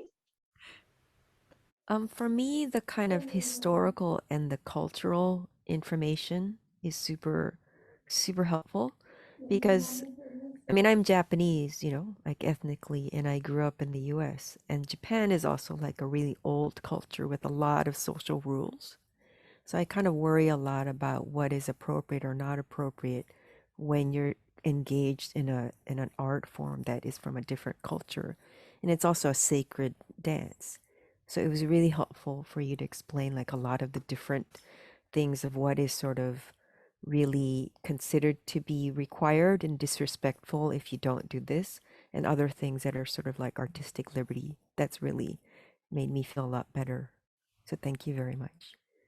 Thank you. By the way, Nikita, I would just add that my main style is not Odissi. My main style is Manipuri. And so I am actually ex officio Bengali. So, I'm not being like an Odia against Bengal. I'm also a Bengal. I'm on both sides. So I watched like a tennis match. Okay, Isabella? Can you hear me now? Yes. Yeah, because my mic is in a kind of a strange position, and sometimes you may not hear me. Yeah, actually, it was really nice to take part in this workshop because there was, like with you as a teacher, obviously, but with others as a community. So it was nice experience, and then we could also exchange things in the chat.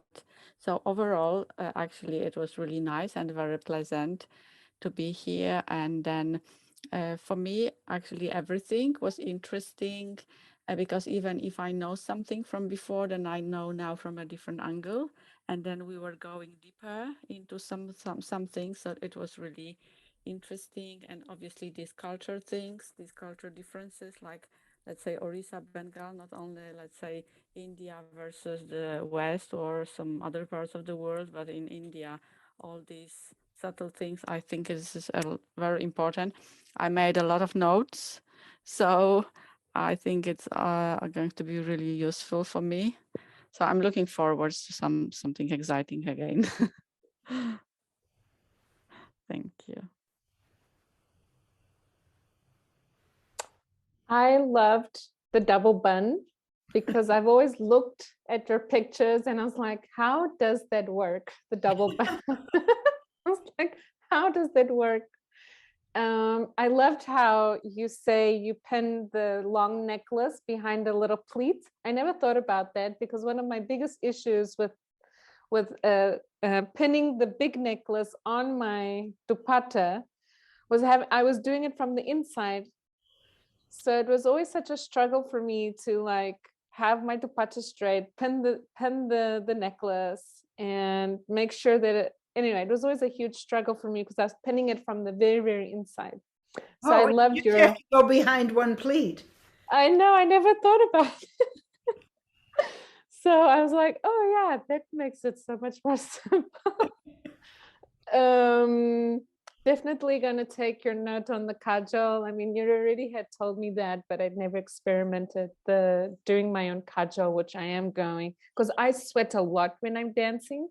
Like I drip water, like drip, drip, drip, and so makeup has been such a huge issue for me performing because after one dance, I come out and everything is smudged, and then I have to like redo my makeup again so I can do the next dance, even though I use all the modern day like fixators and anyways, so maybe I'll just go old school. And I love the section on the handloom saris, all the different explanation on all the different patterns. That for me was really fascinating because I love the handlooms from Odisha. It's my favorite. I have a huge collection, but I never really thought about decoding all the different patterns that you see on the saris. So it was really nice to understand all the different, designs that you see. So it was wonderful. Thank you so much, Sharon. It's so lovely to be in your presence and to have a little taste of your magical world of dance. Well, thank you. You know, when you say about like when you come off stage, so the thing is with the concho, it won't smudge as long as you don't touch it, right? Right. In the wings, besides having tissues or a towel, to quickly blot yourself, um, keep a fan. Do you do that? You should have a fan, right? Yeah, I have a fan. Yeah. So the first thing is, what's actually wet, and then to be fanning yourself. Oh, talking about sweat, I love the pad trick. I thought that was brilliant. I never thought about that, like having an extra pad here.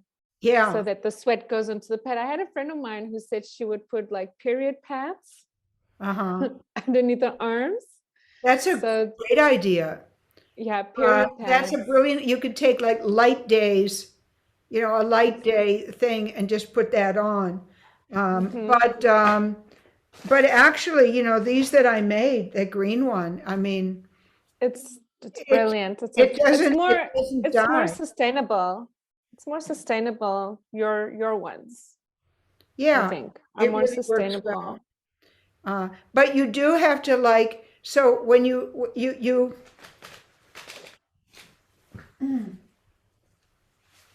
before I put my blouse on,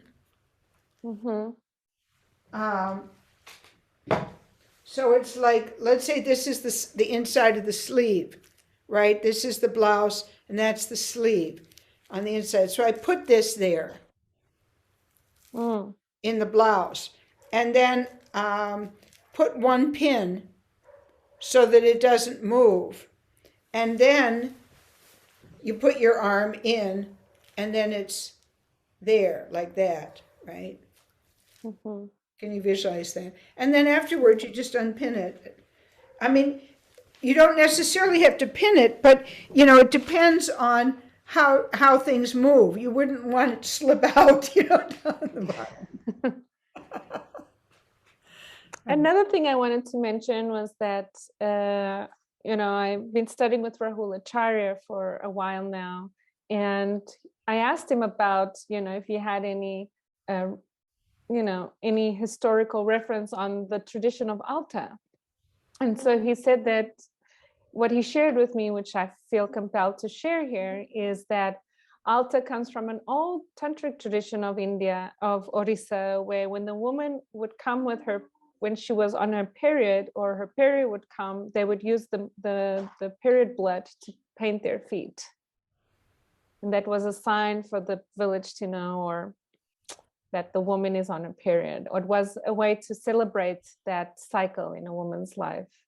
But one thing for sure is you will find in villages in Bengal and Orissa, everyone has all the women have painted their feet with alta. And just as Guruji said, if you paint your feet, they will look like a lotus and your husband will love you.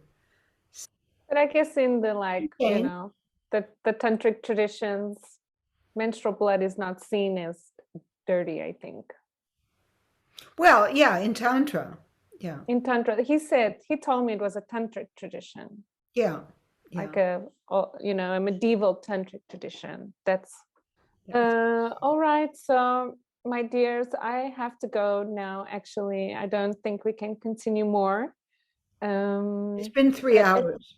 Yes, it's been already 3 hours, 1 hour already past the time. But with Sharon, it's always like this with you. It's just once we get into your vortex, it's like the hours, they just flow on by and we don't notice anything. It's just so wonderful to be in your virtual presence. Well, it's just lovely to be with you all. Yeah, it's just lovely to be with sisters from all over the world who are in love with Odissi dance and who are committed into learning this art and promoting it and keeping it alive. And it's with these webinars that I try to keep close with the community. Because I feel I'm on an island of gold here in Portugal. There's not really anyone doing Odissi, and people don't really seem to be very interested in Odissi. So it's a very, very foreign language for them. So, so it's just wonderful to be in, community and sisterhood and drink of your well of wisdom, Sharon. We will drink of your big well of wisdom. So thank you so much for your time. Thank you, everyone. Have a beautiful day, a beautiful evening, beautiful night, beautiful morning. And bless you, Sharon. Bless everyone. God bless all of you. Everyone take care. Be well. Be Yes. happy. Yeah. Keep dancing. Keep Thank dancing. you. Thank you. Bye. Thank Bye. you. Thank you so much. Bye. It was great. Thank Thank you. you. Bye.